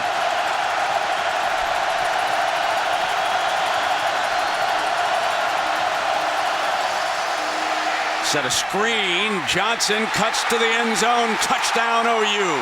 Perfect call against that defense.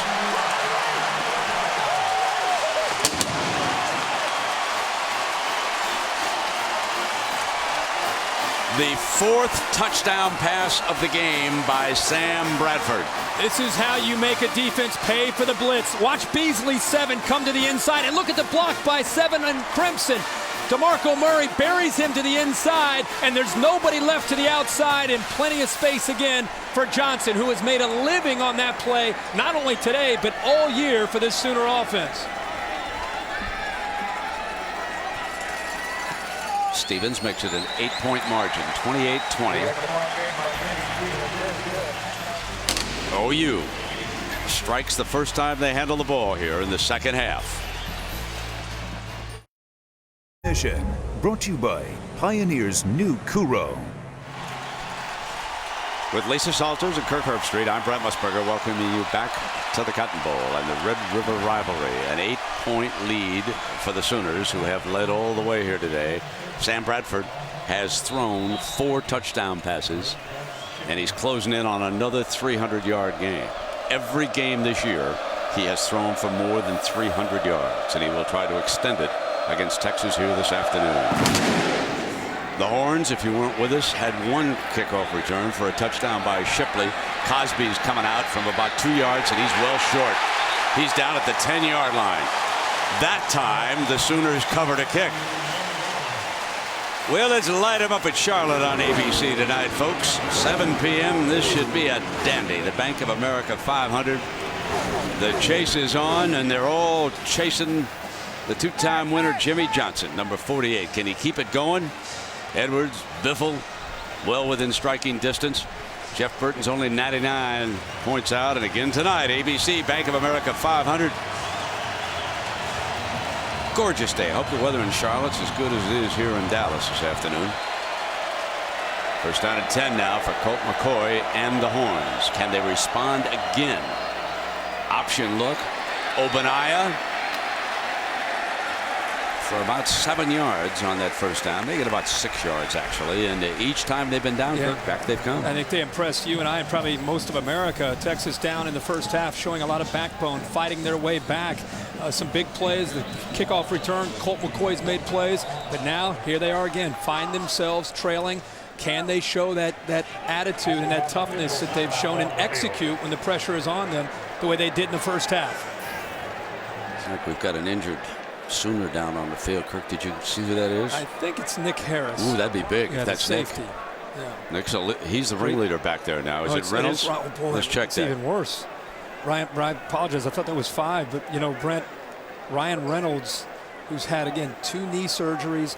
They've been so happy and so proud of him the way he's worked back. He finally has been healthy this year and been the leader of that defense right in the middle this year at middle linebacker. Wasn't he a little gimpy in the first half and he stayed out on the field? Don't I remember that scene?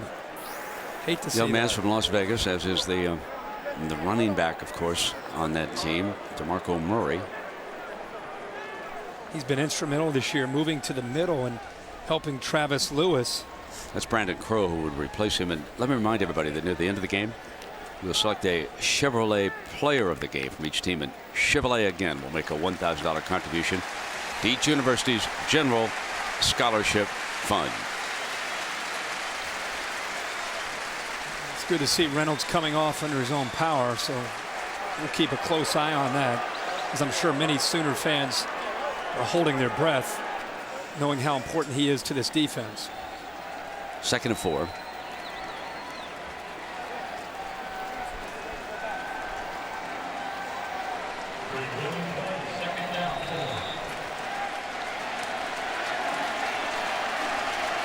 So here we go. 11:10 left in the 3rd quarter. Inside handoff, trying to get a running game going, and nothing doing. That time was Vondrell McGee, his first carry of the game from scrimmage. Boy, this defensive line, Lee Corso or anybody else can say whatever they want about them. They are physical and they're athletic. And again, I said it in the first half, I'll say it now. If you're going to run against Oklahoma, you've got to try to get upfield in a hurry. It's one of these defenses, because of their speed, the longer you take and hesitate and try to bounce it, there's about 6 or 7 red jerseys right in your face. -5. That's a Texas rush yardage. Here comes the blitz. They set the middle, and they've got it for a 1st and 10 out to the 25-yard line. Brandon Collins. They brought the blitz, and because Texas did such a good job of giving Colt McCoy time, there's the blitz up the middle. There's nobody left in the middle. Perfect time to call this by Greg Davis, and I think Brandon Collins could be a factor in this game before it's all said and done. He has the same quickness that you see from Cosby and Shipley.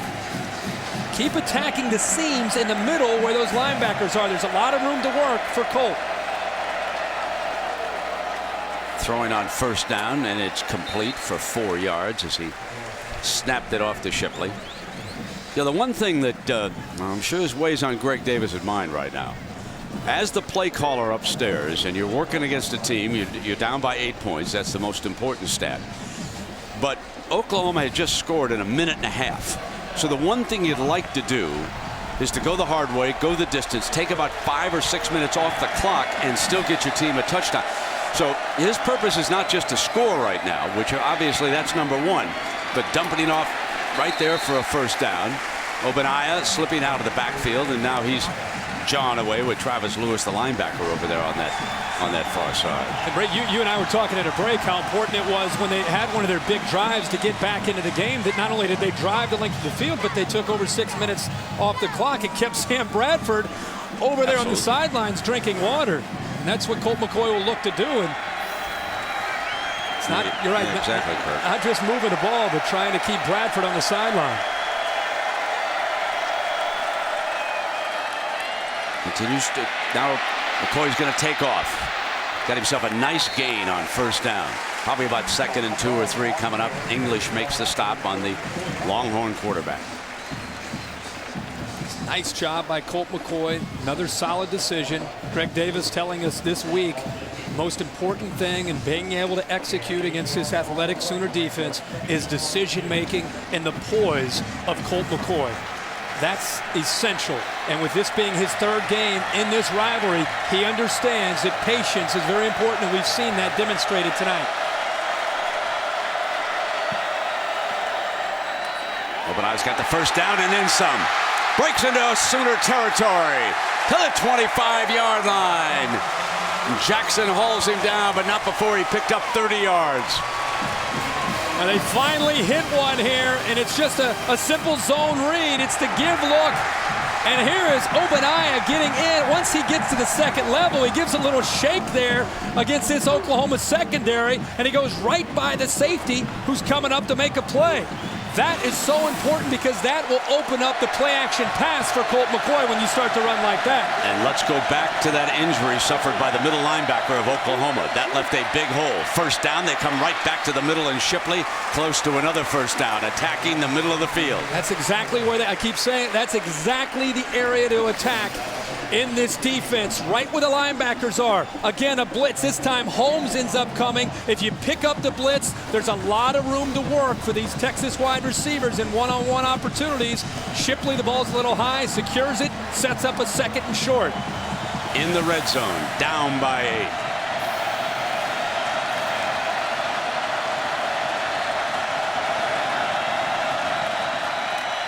McCoy kept it himself. Got the first down and stepped out at about the 10-yard line. I'll tell you, you think Colt McCoy doesn't have speed? Watch this. Comes off the fake. That's a corner. He outruns to the corner himself and then picks up a first down. Colt McCoy has 4.5 speed. For those of you who aren't familiar with that, that's fast. He can move. He just happened to follow one of the best athletes in the history of college football, so people assume he can't run. Yeah, that's a very good point. And he stepped in that huddle with all those graybeards, and that was hard to become a leader, but he has certainly grown up now. There he drops a screen off himself, and inside the 5 is his roommate, Jordan Shipley. This is as good as it gets in college football. We've talked so much about Sam Bradford and all that he's doing for the Sooners, and just when it looks like the Longhorns maybe just can't match up with Oklahoma, Colt McCoy counters, and he answers the bell, comes right back down. Now let's see if they can get it into the end zone. This is a heck of a drive again by Texas. 2 big play calls coming up here.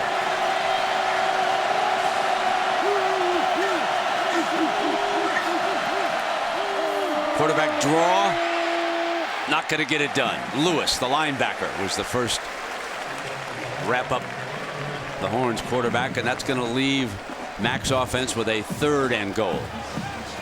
Think about it, this offense, they really don't have the consistency in running the football, and this is where it hurts you in this offense. They don't have a threat of a tight end, so it's a little bit, they almost have one hand tied behind their back trying to execute in these areas against the Sooners. So here's your 12th play of this drive. For the most part, they have stopped McCoy from hurting them while running. He's going to throw for it. Got a man open. Touchdown, Texas. Shipley again.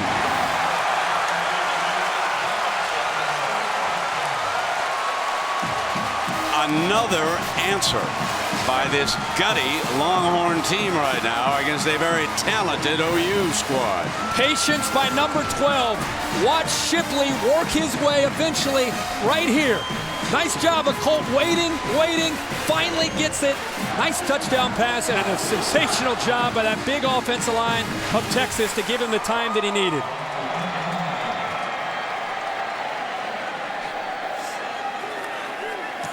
Lawrence tacks on the extra point. Back to 1 again. And on we go.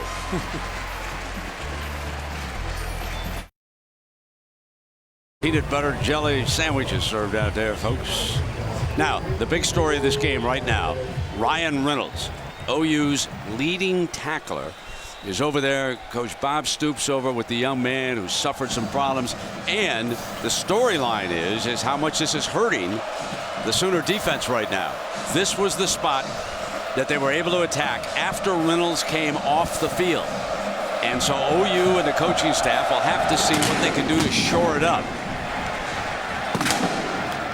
From the 9-yard lines, Murray, the running back. To the 27-yard line. Kirk, let's go back. Well, Crow is right in the middle, obviously, of this defense. And I want you to watch that as Colt McCoy has time. Look at him looking around, a bit confused. And we're not piling on. We're not saying, boy, he's making mistakes. It's the hesitation. And we're going to watch throughout this game how Brandon Crow steps in for clearly the leader of this defense in Ryan Reynolds, number 8. And it was Greg Davis, like an experienced play caller, attacking the weakness of the defense. Just like you'll see tomorrow and Monday night and Sunday night football. It's like a shark sees blood in the water, and here they come. 1st and 10 now for Bradford and OU. Inside handoff to Chris Brown. Let's go to Matt Weiner in New York for an update, Matt.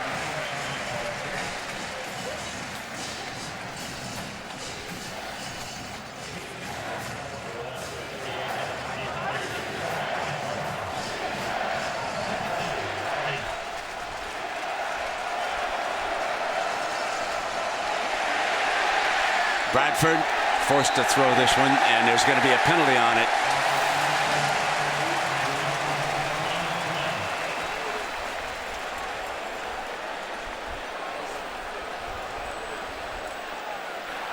There is no foul for intentional, granting the quarterback was outside the tackle and the ball crossed the line of scrimmage.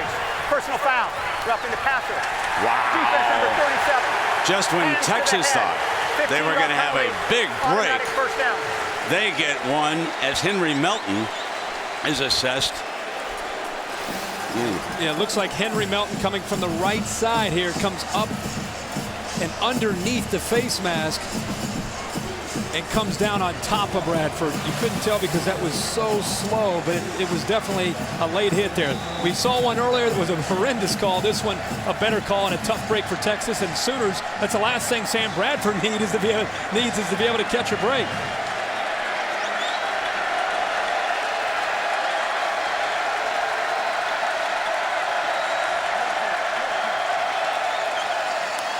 The offensive line for the Sooners holds in about a 3 or 4 yard gain by Brown. Let's go to Lisa.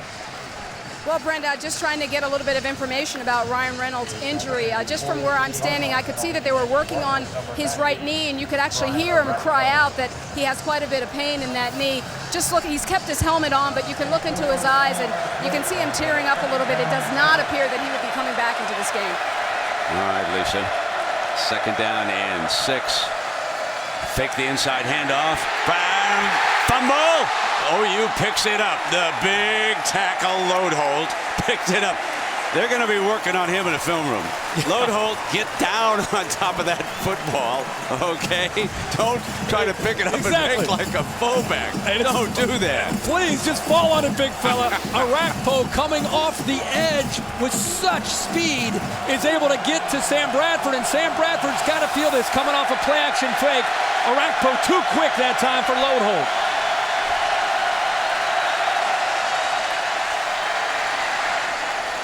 Here's Murray, slipped out as a receiver, short of midfield.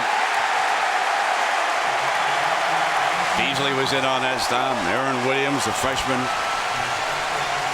I think Bob Stoops and his offensive staff, Kevin Wilson, had seen enough of Arakpo. That time they put a tight end, Brody Eldridge, on Arakpo to try to keep him out of that backfield, but to no avail.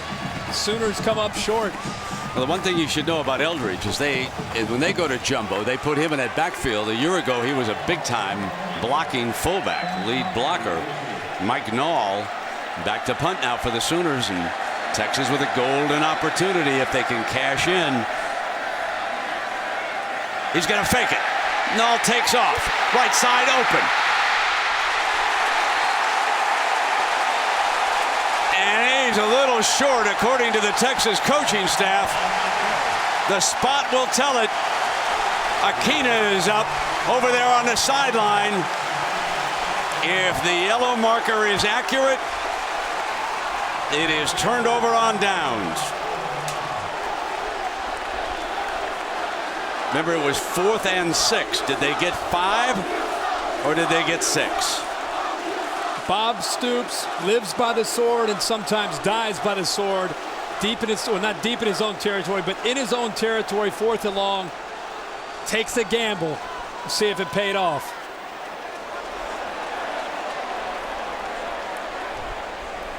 About to see an emotional Longhorn sideline. Longhorn football. Akina's team does the job. Last year, the co-defensive coordinator, Kirk, I'm sorry, and this year working with the special teams, too.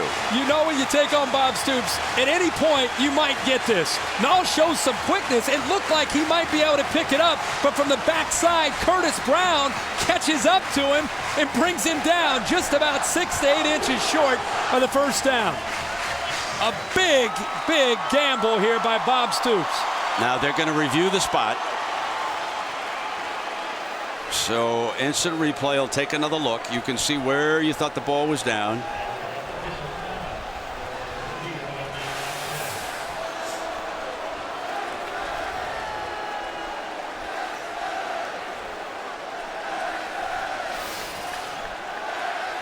Let's give you a good look. I like the effort here from Brown. 3 right there. He misses him, never gives up on the play. And without that effort, Null picks up a first down. Spot's pretty good. After review, the ruling on the field is confirmed. First down. Or what a turn of events here. Ball goes back to Colt McCoy, who's had a couple real good possessions, and Null not used to running and using those hamstrings. The full sprint, maybe have a bit of an issue there with his left leg. Middle linebacker gone. Punter down. Lead by a point. Colt McCoy a chance.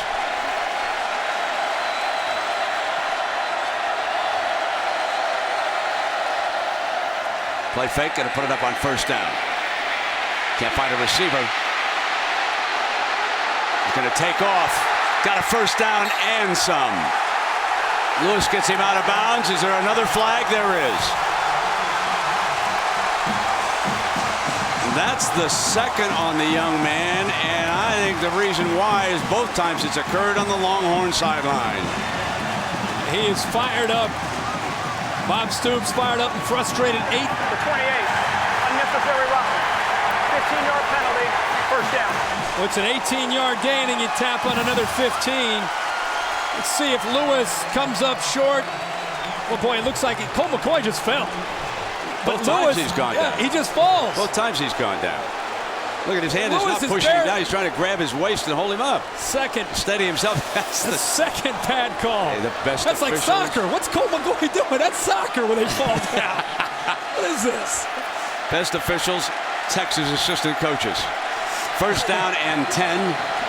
Ball is at the Sooner 20. Obadiah slashes outside. Travis Lewis did not incur the penalty, but he was looking around that time as he took the running back down. Poor Travis. Am I going to get called again? This is not flag football, ladies and gentlemen. Yeah. I'm going to play a little bit out here. As this game continues on, both teams have not been tested for 4 quarters. You wonder the mindset, the mental, physical conditioning, how they're ready to go here on a hot day as they get pushed into the 4th quarter.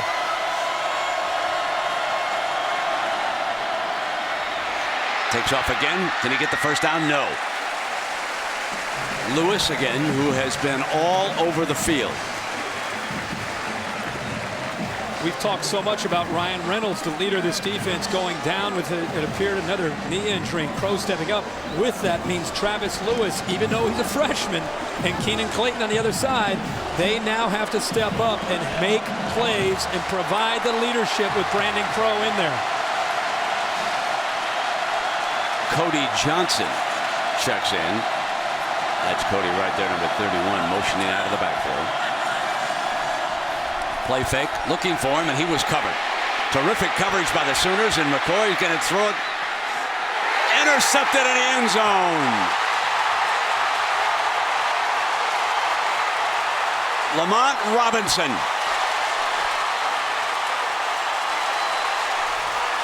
Terrific defense that time by the Sooners.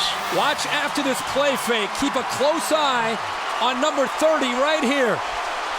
Holding on to the tight end, and then after the play, or after the officials miss the holding call, the effort here to not give up, and he ends up being the guy who makes the interception. But they're lining up as though Texas is going to kick the field goal. It looks like they did not give him the interception. Stoops is saying, what's going on here? Crowd is booing.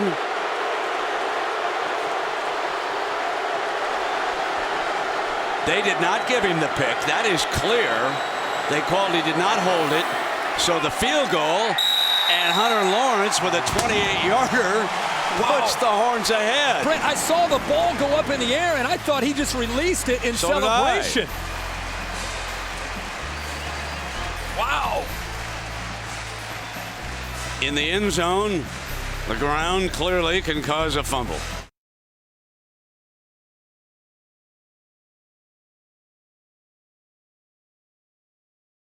He had the interception. The replay booth said he's losing control as he goes down. You be the official.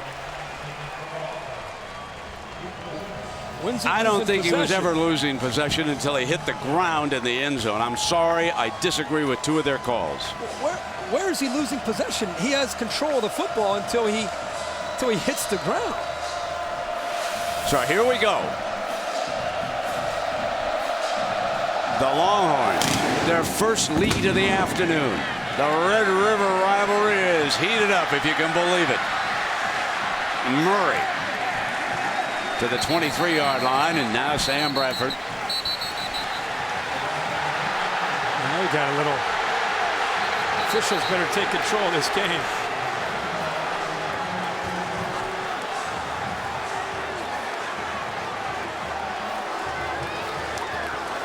Help decide the Pontiac game-changing performance of the day. Go to ESPN.com, search Pontiac to determine which school will win $5,000 and a chance to win $100,000 at the end of the season.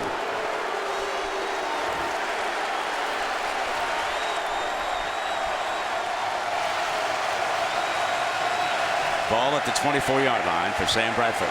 If you just joined us, Bradford has 4 touchdown passes. Kevin Wilson calling the plays from upstairs. Changing against the defensive look by the Horns. Now see the Horns stay there. Show blitz with a linebacker, and the running game is stuffed, and that was Moses Madu. Now I'm going to take you back to the first touchdown of the game. Okay, this is the very first touchdown of the game. They gave it 6 points, and clearly that knee was short of the end zone. On third down would have set up a 4th and goal. Bradford.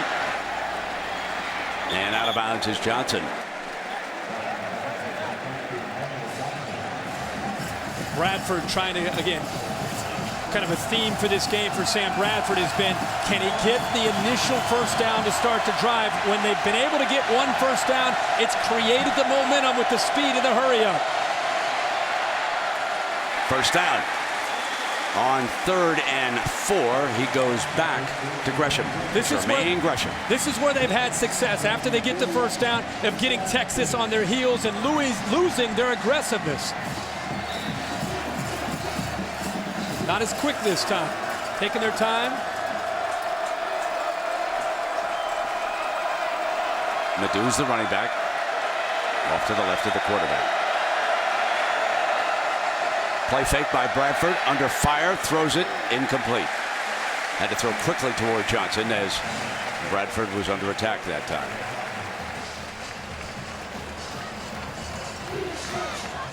This is a big battle in these trenches. Constant rotation from Texas, trying to keep as many fresh bodies out on the field as they can to stay up with the speed of this execution from Sam Bradford. Now, when they slow down like this, I think it plays right into the hands of Texas. This is a changeup with that clock ticking down.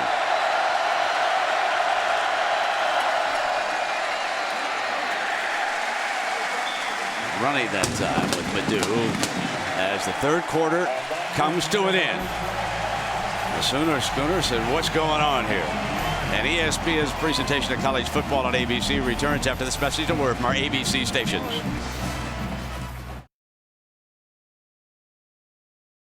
By Best Buy. Crowd split in half. OU on the right. Texas on the left. 92,000. They've seen it ending. Horns lead it, but only by 2. Fast breaking OU attack coming up with a 3rd and 7 to open the 4th quarter. Setting a quick screen. Breaking Madu short of the first down. What a play by Sergio Kendall, the linebacker, who's usually in 3rd down. They move him to defensive end to try to get pressure on the quarterback this time, showing instincts, sniffing out the screen early and forcing Madu back to the inside where the rest of the defense was. Nice play by Kendall. Well, Null, remember, he was stretched out over that sideline. He faked the last punt. 4th and 5. He'll not be faking this one.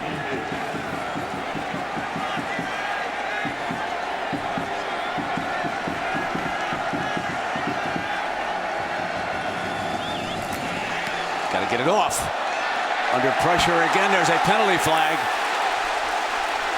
This is going to be a first down.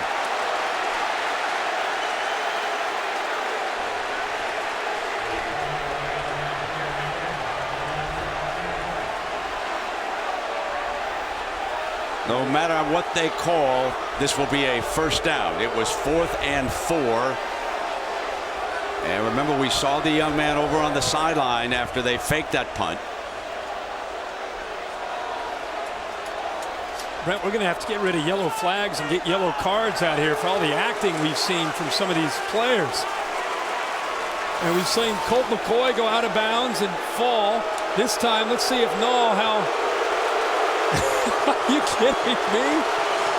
Are you kidding me? I guess if you touch him, is that walking into? If you graze him? I like the end of this. He makes absolutely sure. Let it keep going here. Now that's soccer right there. That's soccer. Stay down. Now grab the leg. Stay down. Get a hold of that leg. So here we go. Whatever works. Taking back with Brown as the running back, and he busts a good one for a first down. We saw Oklahoma last series slow down this high-octane offense. Let's see now, big first down. I think if you're Oklahoma, press the accelerator here. Try to get Texas back on their heels. That's what was working earlier, and that's what they're doing. Up. Brown's the tailback, but now they put Clapp, the fullback, in front of him to lead the way. He goes for the linebacker, but still nothing much doing. As Texas front held their ground that time.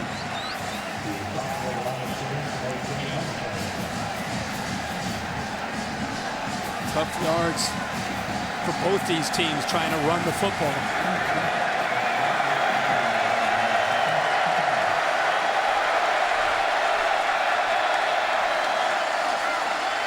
End around, and it's Big Gresham. Stretching to the 29-yard line. Deion Beasley came up in run support. Deion Beasley, the corner's 5'10", 175 pounds. And Jermaine Gresham was running at 6'6", 260 pounds, coming right at him. Bradford on a 3rd and 4. Comes back with Murray. Murray's got the first down to the 20 and a penalty flag down.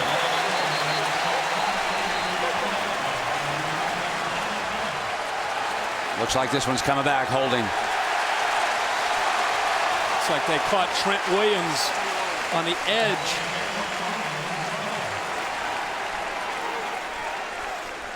Locked up on a Texas defender and made it very easy for Murray to get outside. Right at the bottom of your screen, Sergio Kendall. He just locks him up right there, grabs onto the jersey. That's a good call by the official. So instead of 1st and 10, it's going to be 3rd and long.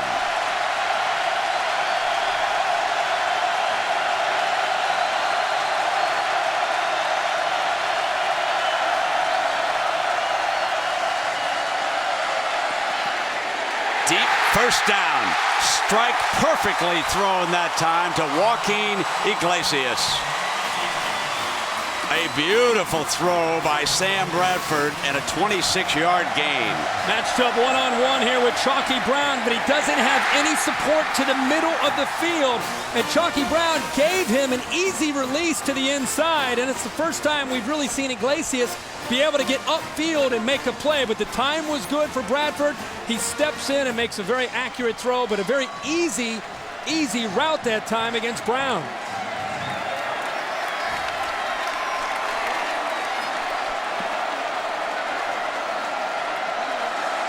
Play fake. Bradford on the roll. There's a penalty flag down. Caught by Johnson for a touchdown, but there is a penalty flag. There's a penalty on this play. The offside. The Oklahoma coaches are signaling we're going for 2. So are they saying it was against Texas? They knew right away. They're going for 2. Stoops wants to put this on a 6. How about the release here by Bradford, who I think knew that he had a free play. He does a good job of baiting the Texas defender towards him and Kendall, and then waits to the last second to find a very, very tight seam there. Watch how quick this release is. Wow, that's a laser right in there to Johnson. 5 touchdown passes on the day for Bradford.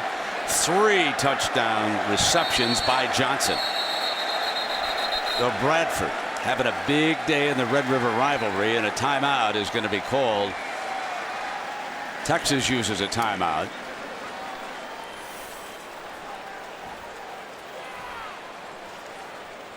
So let's go back to that punt. Let's go back to how big that penalty was when Nall went down after there was contact. And on a 4th and 4, the 5-yard penalty kept the drive alive. Here right now, one of your key plays of this game, as the Texas player was attempting to pull away, brushed into him, and Nall did the rest.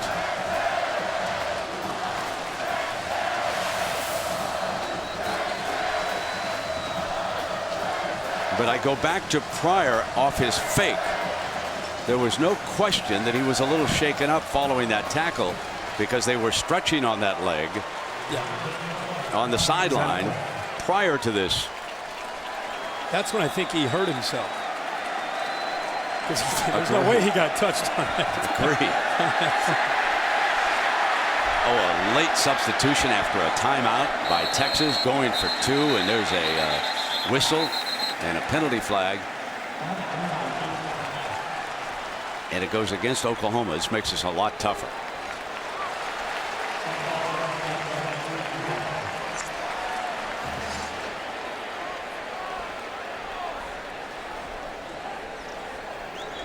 See, signaling we're going for 1. Yep, going to change it up. Yep. So here comes the kicker. The way these two teams continue to score, every point is going to matter. So Smart, I think, to being backed up here. Smart to definitely get that 5-point lead if he's able to hit this. Yeah, it would be a lot different from the 3-yard line as opposed to the 8-yard line in that situation. And so here's your redshirt freshman Jimmy Stevens. And now we've got another timeout, which means they might not have enough men on the field. When the holder does that, you'd have to wonder.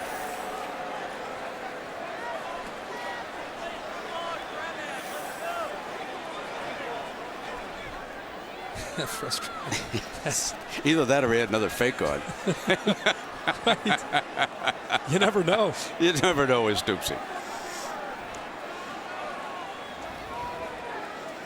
We have had a little bit of everything here today.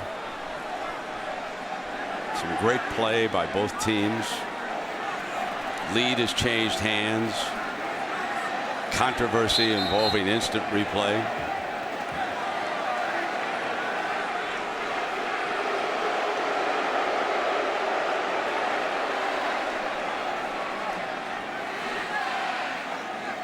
If you're officiating this game, you better be in shape.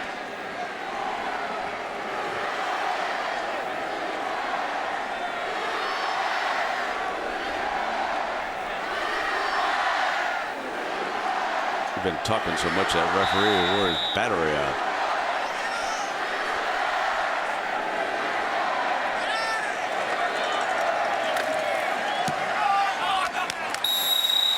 That makes it a 5-point game.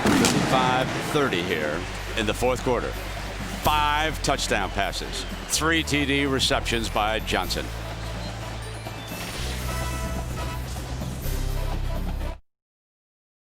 The largest state fair of the United States. 3 million folks will see it before it closes down. They've also got the largest Ferris wheel in the United States, debuted back in 1985. That's 212 feet tall. Kirk, you been up there? You gone around that I've Ferris not. wheel? I've not. I'd like to. I think you and I can go up there after the game. Yeah. We're used to doing the late night game. They serve cold ones up there? Here we go, folks. Fielded on the run at the 8-yard line by Shipley, who's returned 1 for a touchdown down at the 25. Well, folks, we've had a little bit of everything in this game. Touchdown, OU. Touchdown, Texas. The fake. Comes up short. Instant replay. Under fire. And the Heisman Award for acting goes to our punter. The good, the bad, and the ugly, as Clint Eastwood might say about this game. Well said. 11 and a half now for Colt McCoy. Steps off to the left. Run out of bounds. And Kirk, our Pacific Life game summary. How about our two quarterbacks? Our quarterbacks are playing well. Obviously, it's been the story of the game. Bradford, 5 touchdowns, only 1 interception. But Colt McCoy, the numbers might not show it, but it's been the timing when he has stepped up and made so many big plays. When they've been trailing, Colt McCoy has been at his best. And again, late in this game, Colt McCoy and his Texas offense being challenged. Can they answer the bell again? 3 down for OU on 2nd and 9. That should be incomplete. Should be interference. Like a defender all over the back there, Brandon Collins. Yeah, they've got it, Kirk.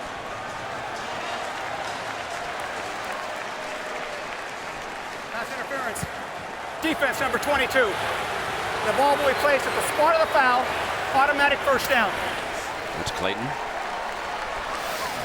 Clayton, as we've talked about, very, very good in coverage, but this time just arrives a bit before Collins is there to try to make a catch. Worth mentioning again, Ryan Reynolds out of this game and Brandon Crow in at the middle of this defense, the leader out of the game. That's the 5th first down via penalty for the Longhorns. Play fake, and McCoy alley open. Fumbles and battles for the ball. Marked down by the linesman right there, about 9-yard gain on the play. Well, it looked like it did come out as he's extending himself and trying to get that first down. Anytime you spin, whether you're a quarterback or a running back, there's a chance that ball could come out. His knee is not down. Very, very fortunate as he fights for that football to get it back. Yeah, it was a fumble. Yep. But however, we don't know if it would have been called. exactly. But how important is that? 2nd down. With his speed and quickness to be able to pick up 9 yards like that on a scramble.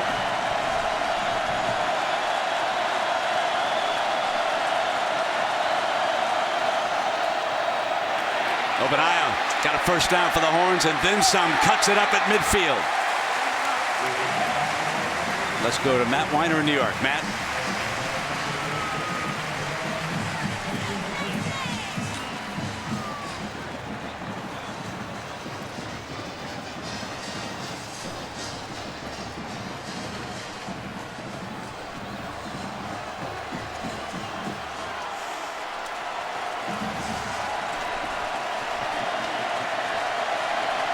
All right, Matt, just inside of 10 minutes here. The Cotton Bowl, Oklahoma leading Texas 35-30. McCoy snaps it off to Shipley. Shipley diving toward that first down marker, and looks like he might get the spot. It's exactly where, Brent, you and I have been talking about. That's where they need to attack this Oklahoma defense, right in the middle. There's a lot of space, a lot of room to work with, and there's Crow, who has stepped in for Reynolds, trying to make a play. It's a mismatch with the quickness there of Shipley. Colt is so accurate with that throw, and he gets it there so quickly and accurately. It gives the receiver a chance to make the catch, turn upfield for yardage.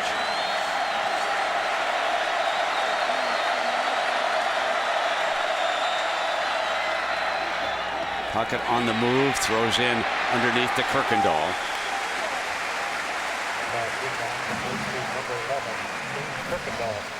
If you wondered about Texas coming into this game, because let's face it, they've been a bit off the radar, even with their number 5 ranking. I think the nation, no matter how this game ends, has a new appreciation for what Colt McCoy and the Longhorns can do. I've been most impressed with the way they've been able to answer. Every time it looks like Oklahoma has an advantage, it seems like Texas plays their best and comes right back.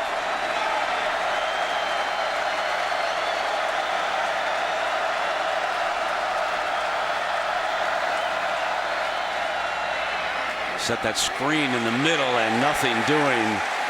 Brandon Collins, the receiver, and it's blown up by Granger, the young man who's come back along with English. So there is number 96. It's good to see him back in the lineup.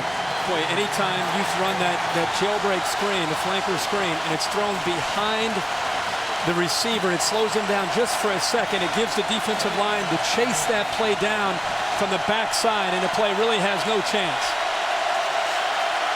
3rd and 8.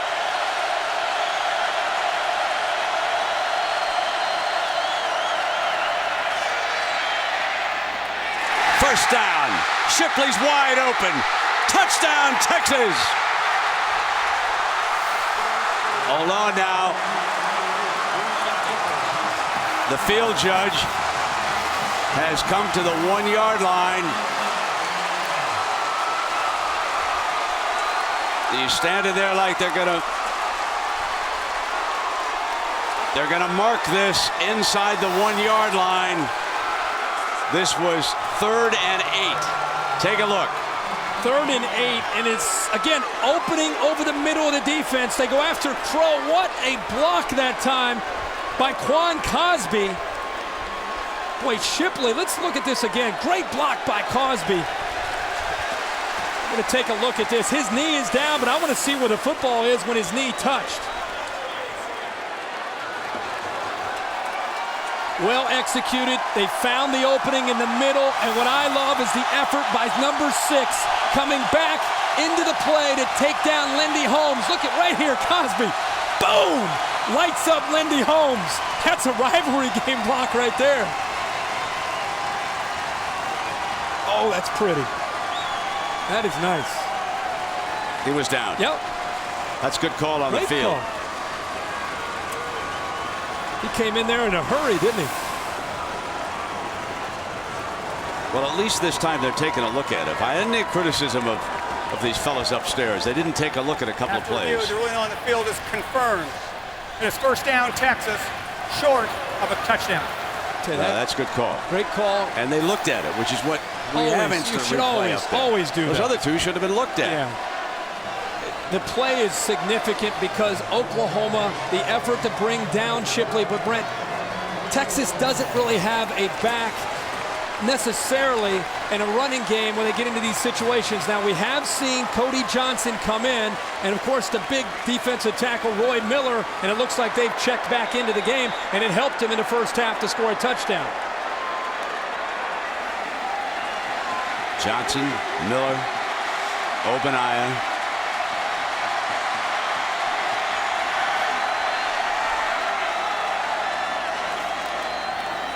Johnson right straight ahead for the touchdown. That's his second score of the day as Texas regains the lead. What a push up front by this offensive line. Look at the right side just cave in the Oklahoma defensive line. Just pushed him right back into the end zone, making it very easy for Roy Miller to lead the way and for the big fella Cody Johnson to go in for a touchdown.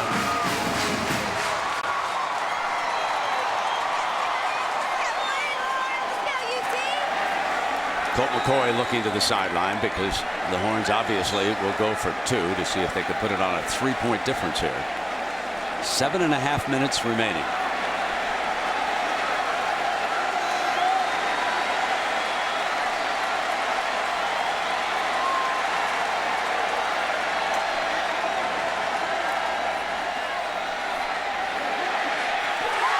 Juggle, Cosby's got it. Oh, baby. I think I've seen everything here today. I've seen touchdowns that aren't, interceptions that aren't. I've seen juggles for touchdowns. I've seen juggles for 2 points.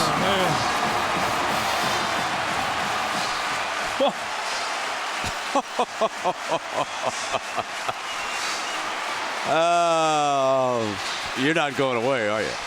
You're coming right back, aren't you, folks? There's more to come. Here's a question, Kirk. Were those pigs wearing lipstick? Number 2 was out of the gate slow, but he finished strong there. Oh, my God. Can't beat fun at the old State Fair of Texas. If you paid a few $100 extra for a ticket today, did you get your money's worth? Did this take your mind off the stock market for a couple hours? This has been something.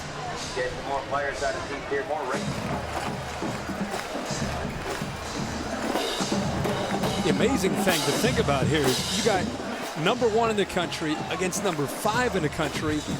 Rivalry game, conference championship on the line, trying to stay in a national. I mean, there's so much at stake, and then you got this kind of game. We're not even close to being over yet. Yeah, exactly. I mean, we've got 7.5 minutes to go. We can have 2 or 3 more touchdowns before this one's over. Murray,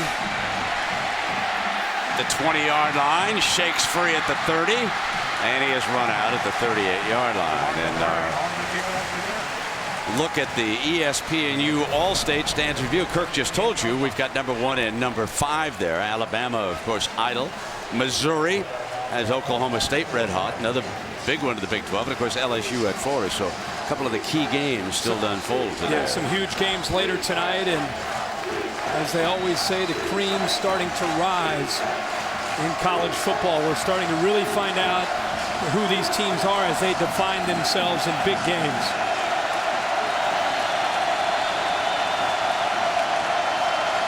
Off a play fake. Bradford snaps it off for about a 7-yard gain. Iglesias. We talked so much leading into the game about these quarterbacks and their numbers. Sam Bradford, just another day at the office, right? 25 of 31. That's Murray, and he's short. He's going to bring down 3rd down and about 2 coming up here. And it'll be a long 2 for OU. Lisa could tell you a lot better than you and I from up here, but the body language from here, huge advantage with Texas and the way they're moving around. You can feel that you sense some confidence coming from the Longhorns right now. He's going to throw for it. 4th down coming up. 4th down with 6.5 minutes to go, and see an injured Sooner on the play down at the 40-yard line. Blake Gideon in coverage, the true freshman. Manny Johnson has a chance to make that catch. It would have been very close if he was able to secure the ball. But Gideon playing a heck of a game, and Lamar Houston down for Texas.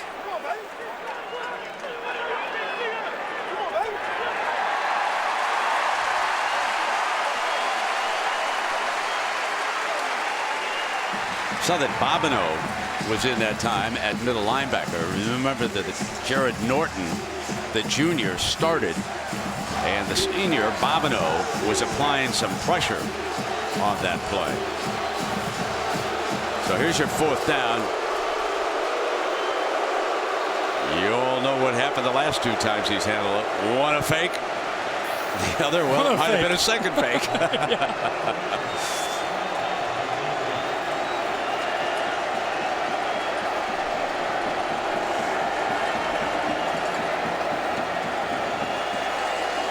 Trouble up the middle, and he gets it off. Cosby, fair catch signal at the 20-yard line. 6.5 minutes to go. What McCoy and the Horns would like to have is a ball control drive. Easier said than done.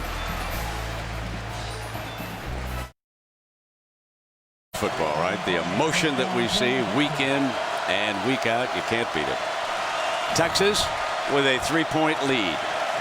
6.5 minutes to go. Coming out from their own 20-yard line.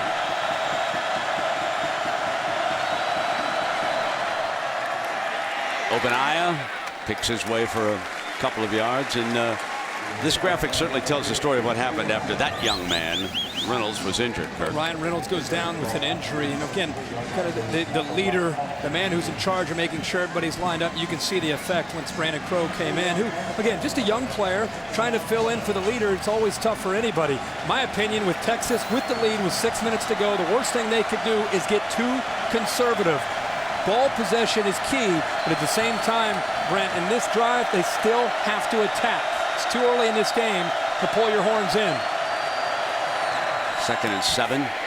Snaps one off to Cosby, and this will bring up about a 3rd and 3 as Jackson makes the stop for the Sooners.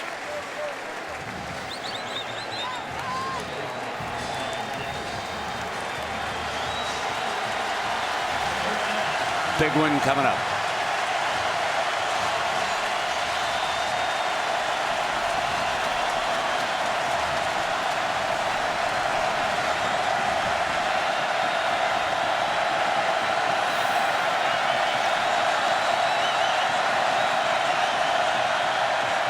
Three-man rush. Drop it off, 1st down. Obaniah slips out of the backfield. Boy, another nice job here by Colt McCoy, showing patience. The offensive line gives him time. Obaniah's going to slide out of the backfield. His 4th read, by the way, slips it off, and that's the difference this year with Colt McCoy. Major Applewhite, the former Longhorn quarterback who was last year in Alabama as an offense coordinator, has helped out. He's a running back coach, but he's really talked with Colt a lot about the importance of dumping it off to the backs.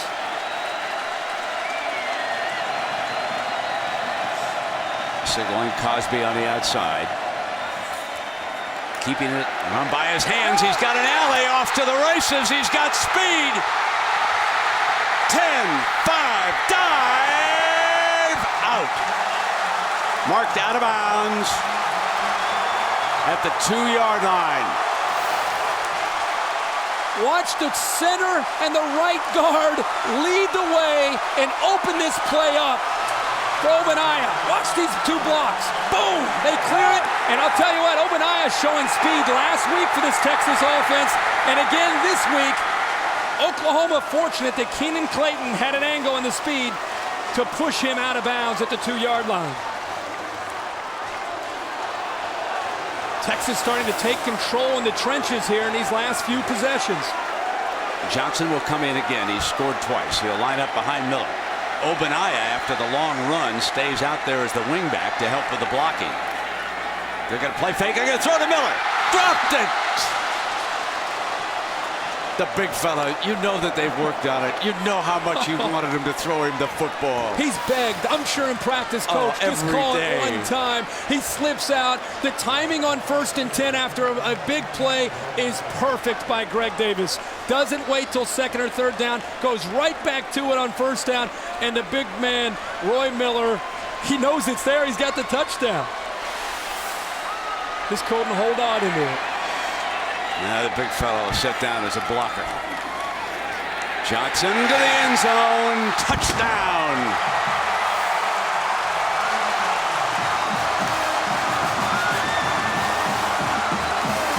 Miller's days as a receiver may be numbered, but not as a blocker. He blew that hole wide open. So let's hear it for number 99. Makes up for it. Watch him. How'd you like to be Cody Johnson following that hole? Oh, yeah, baby. The big man getting a push. And again, this Texas offensive line, the confidence really coming on here, taking control of things against the Oklahoma Sooner front.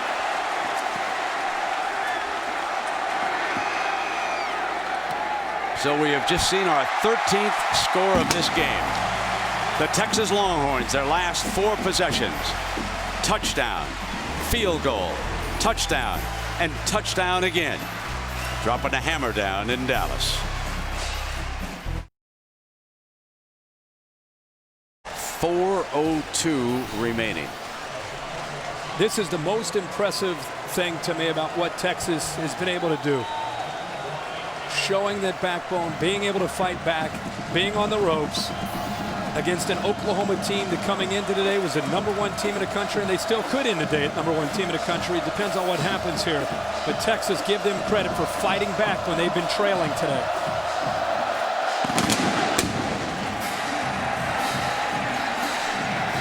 Murray. Fine return to the 40-yard line. Let's go to Matt Weiner for SportsCenter right now in New York. Matt.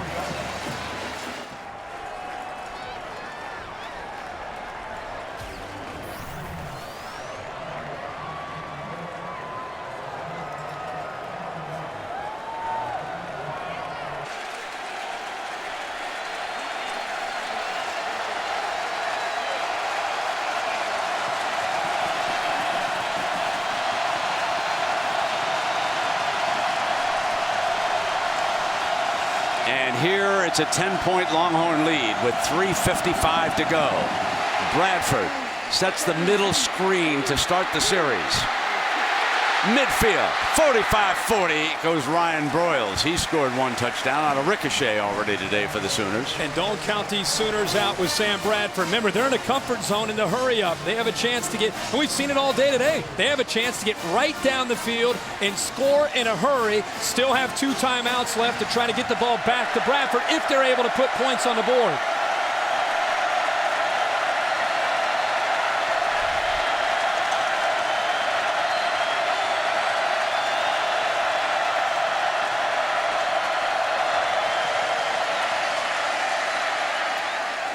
Drop. Gresham lets you get away from him. McElroy running with him there, able to get a hand in there, it looked like, to be able to knock that football away. We've talked a lot about how Gresham is such a nightmare of a matchup because of his size and speed. But McElroy's held his own today. Gideon and Thomas are the 2 deep safeties. And that's Gideon. Now he drops back. Looking for receiver and down in the arms of Kendall. Sergio Kendall. A Rakpo comes from one side and forces Bradford to step up at the top of the screen. 98 makes him step up, and look who he steps into. Sergio Kendall coming in. Those 2 make a dynamic duo as bookends for this Longhorn defensive front. OU calls a timeout. They face a 3rd and 14, down 10, 3:12 to go.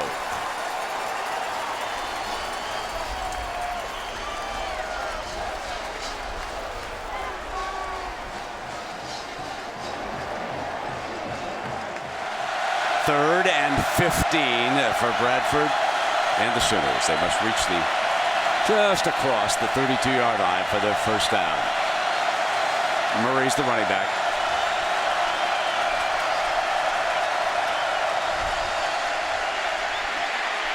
Going to try to run for it and can't. Brings up 4th down. Kendall tripping him up.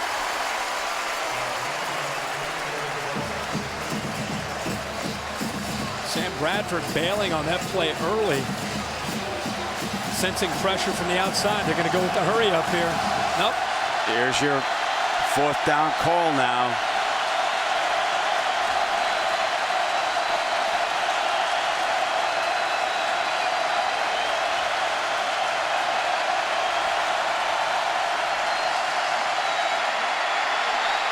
Throws for it, incomplete. Texas football.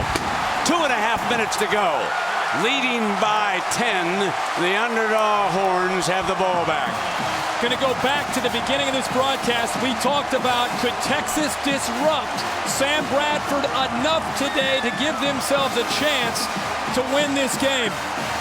Bradford, the last few series, uncomfortable, having to move around quite a bit in the pocket, forces the throw here, steps up, he's out of rhythm.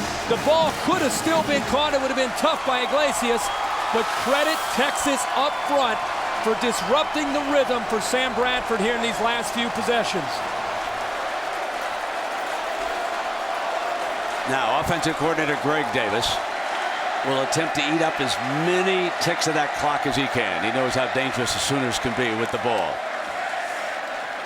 Benaya, who has been a factor, a huge factor here in the second half. And you can't say enough, Kirk, you've talked about Will Muschamp, but some of the other guys over there, Dwayne Aquina, and also upstairs, Oscar Giles with the defensive ends. The entire defensive coaching staff against Bob Stoops in Oklahoma have done a magnificent job for the Longhorns here today. They got into a big shootout. Obviously, the offensive coach, you talked about Major Applewhite, and now Greg Davis has called a spectacular game. I don't think enough can be said about what Texas was able to do today, Brent, because for the whole first half of this season, even though they've moved up in the rankings, nobody really knew how good Texas was until today. Today was their chance to showcase their ability, their coaching staff, with Colt McCoy as their leader, on a big stage against the #1 team in the country, and they answered the challenge, and I think demonstrated out. The thing that I love about this Texas team is you can sense the chemistry and the leadership is outstanding. And sometimes that's the magic ingredient to get to a championship season. 2nd down and 11. Ogbonnaya again. Oklahoma out of timeouts, so they should Can't stop it. If they stop they're going to get the ball back, but 10 points. It's not enough time even for Sam Bradford. Mack has had his troubles through the years with Stoops. There's no question about that. And every place you went and every radio talk show you're on, you were asked, does Stoops have Mack Brown's number? I mean, they asked me that on SportsCenter yesterday, and well, I would say he didn't have his number today. I'm so glad you brought that up, because early in this rivalry, Bob Stoops got a lot of credit for dominating Texas and Mack Brown, and it became a mindset game. Vince Young had the breakthrough moment a few years ago, but now think about this. Vince Young's not here anymore. Texas has won 3 of the last 4 against OU. If you're a senior on this year's team, you've beaten OU 3 of the last 4 years. So it's not just Vince Young. This is about Mack Brown in Texas. Well, you know, we've talked about these 2 quarterbacks, and I don't think Sam Bradford's eliminated should Oklahoma lose it. Talking about the Heisman now, but of course next week, Chase Daniel. If Missouri handles Oklahoma State tonight, there's a big one set up in Austin with the Texas Longhorns, and who knows where the rankings are going to shake out. There's still a lot of action, a couple huge games left to unfold. It's not impossible, folks. I'm not going to hype this anymore, but it's not impossible. It'll be 1 versus 2 depending on what happens. Remember now, Oklahoma is the 3rd #1 team we've had this year, right? Georgia, USC, and Oklahoma. They could be the 3rd #1 to lose, okay? So that opens up the #1 spot. And you've got Alabama's idle, so you don't know how the voters will handle them. You got LSU with that big one. You got Missouri, and you've got Texas. You're going to have to shake all this out. First things first, of course, Ogbonnaya keeps the clock moving. Remember now, Kirk told you, Oklahoma without a timeout. You got to believe if LSU is able to go to Gainesville and win, most people are going to put them at #1. If they're to lose that football game, then it comes down to what Texas has done tonight. If Missouri's able to beat Oklahoma State, and as you said, an Alabama team that's idle, and the last time they played, they weren't that impressive against Kentucky. So there are a lot of factors that go into play here. And let's not forget that old fella, Joe Pye. We showed that graphic. Penn State's right there. They're lurking. Outside, they are. We'll see them maybe in a couple weeks. Oh, yeah. They got a big one in Columbus, don't they, with Ohio State coming. I just hope that all of you out there watching and listen, I hope you've enjoyed this one as much as we have being here. This has really been a lot of fun. And it's just a great shootout. Texas did a great job, Kirk, in coming back. Great coaching job over there. I know you and I both like to give our condolences to Ryan Reynolds, who has had 2 knee surgeries in the last couple years, finally healthy, back, had a chance in the offseason to, instead of rehabbing his knees, had a chance to get faster and to get stronger. He was having a great year, and then today he's got a knee brace on that right leg, and the OU Sooners they missed him today, but they'll miss him down the stretch. You know, I go back to one other thing, Kirk. 4th down here, Horns are going to punt. Of course, if OU could bust one, they'd still have a chance for an onside kick here. And it is picked up by Broyles on a hop, and he's out of bounds. Out of bounds at about the 18-yard line. And coming up at 3:30 Eastern now, ESPN College Football on ABC. Arizona State, they, of course, take on USC. Purdue, we mentioned Ohio State. They'll be in Columbus today. Notre Dame, North Carolina. Those are your games at 3:30. I guess we're just about past that, aren't we? Right now, I'll give you a prediction. 2 blowouts, and North Carolina Notre Dame becomes a national game maybe this afternoon. It could be a biggie now for both those schools. Yeah. Kirk, I was into. Here comes Bradford. Now let's stick with the young man here, rolling hard to the left, slashing on the short hop on that throw downfield.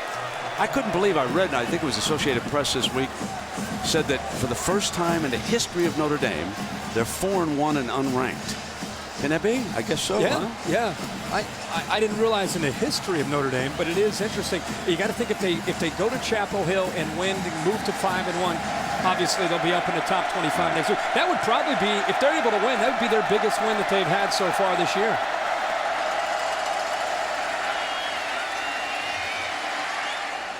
Snaps it off into space. A prevent defense, though, and they let him get close to midfield with. And of course, stops the clock at a first down in the college game. The other thing I want to say about Colt McCoy, Kirk, you were making your move, and I hope you all had a chance to hear the tribute that he made to a cousin who was killed in Iraq. And you know, he dedicated this season to that young man who gave his life. And it's just it was a wonderful, wonderful story about this young man. Everybody has a story, you know, out there. But Colt McCoy is one of the good guys. One of the good guys. You sit down with Colt McCoy, and I have 4 young boys. You just hope that your boys will grow up like Colt McCoy. What a class act.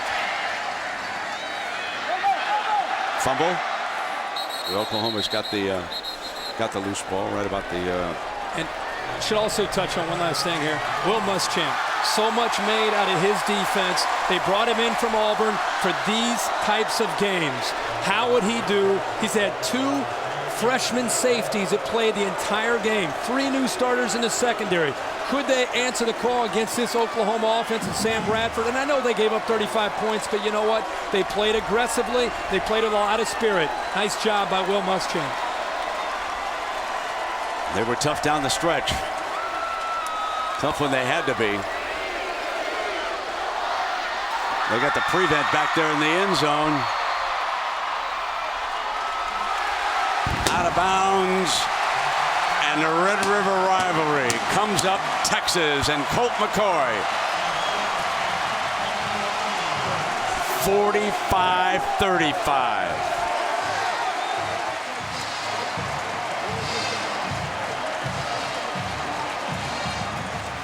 There's the 2 great quarterbacks. Lisa's right there. Colt's got a few words with Sam Bradford. Let's go to Lisa. Thanks, Brent. Colt, you just had a moment there with Sam Bradford. What was he saying to you? Sam and I are great friends. He played a great game. He led his team as best he could, and we came out on top. I thank God for giving me this opportunity. What an awesome opportunity to play. These 2 teams are great. It seemed like every time you guys went down, you had an answer for them. What were you saying to your guys over there in that whole second half? Just keep your head up. You know, believe. 1 play at a time.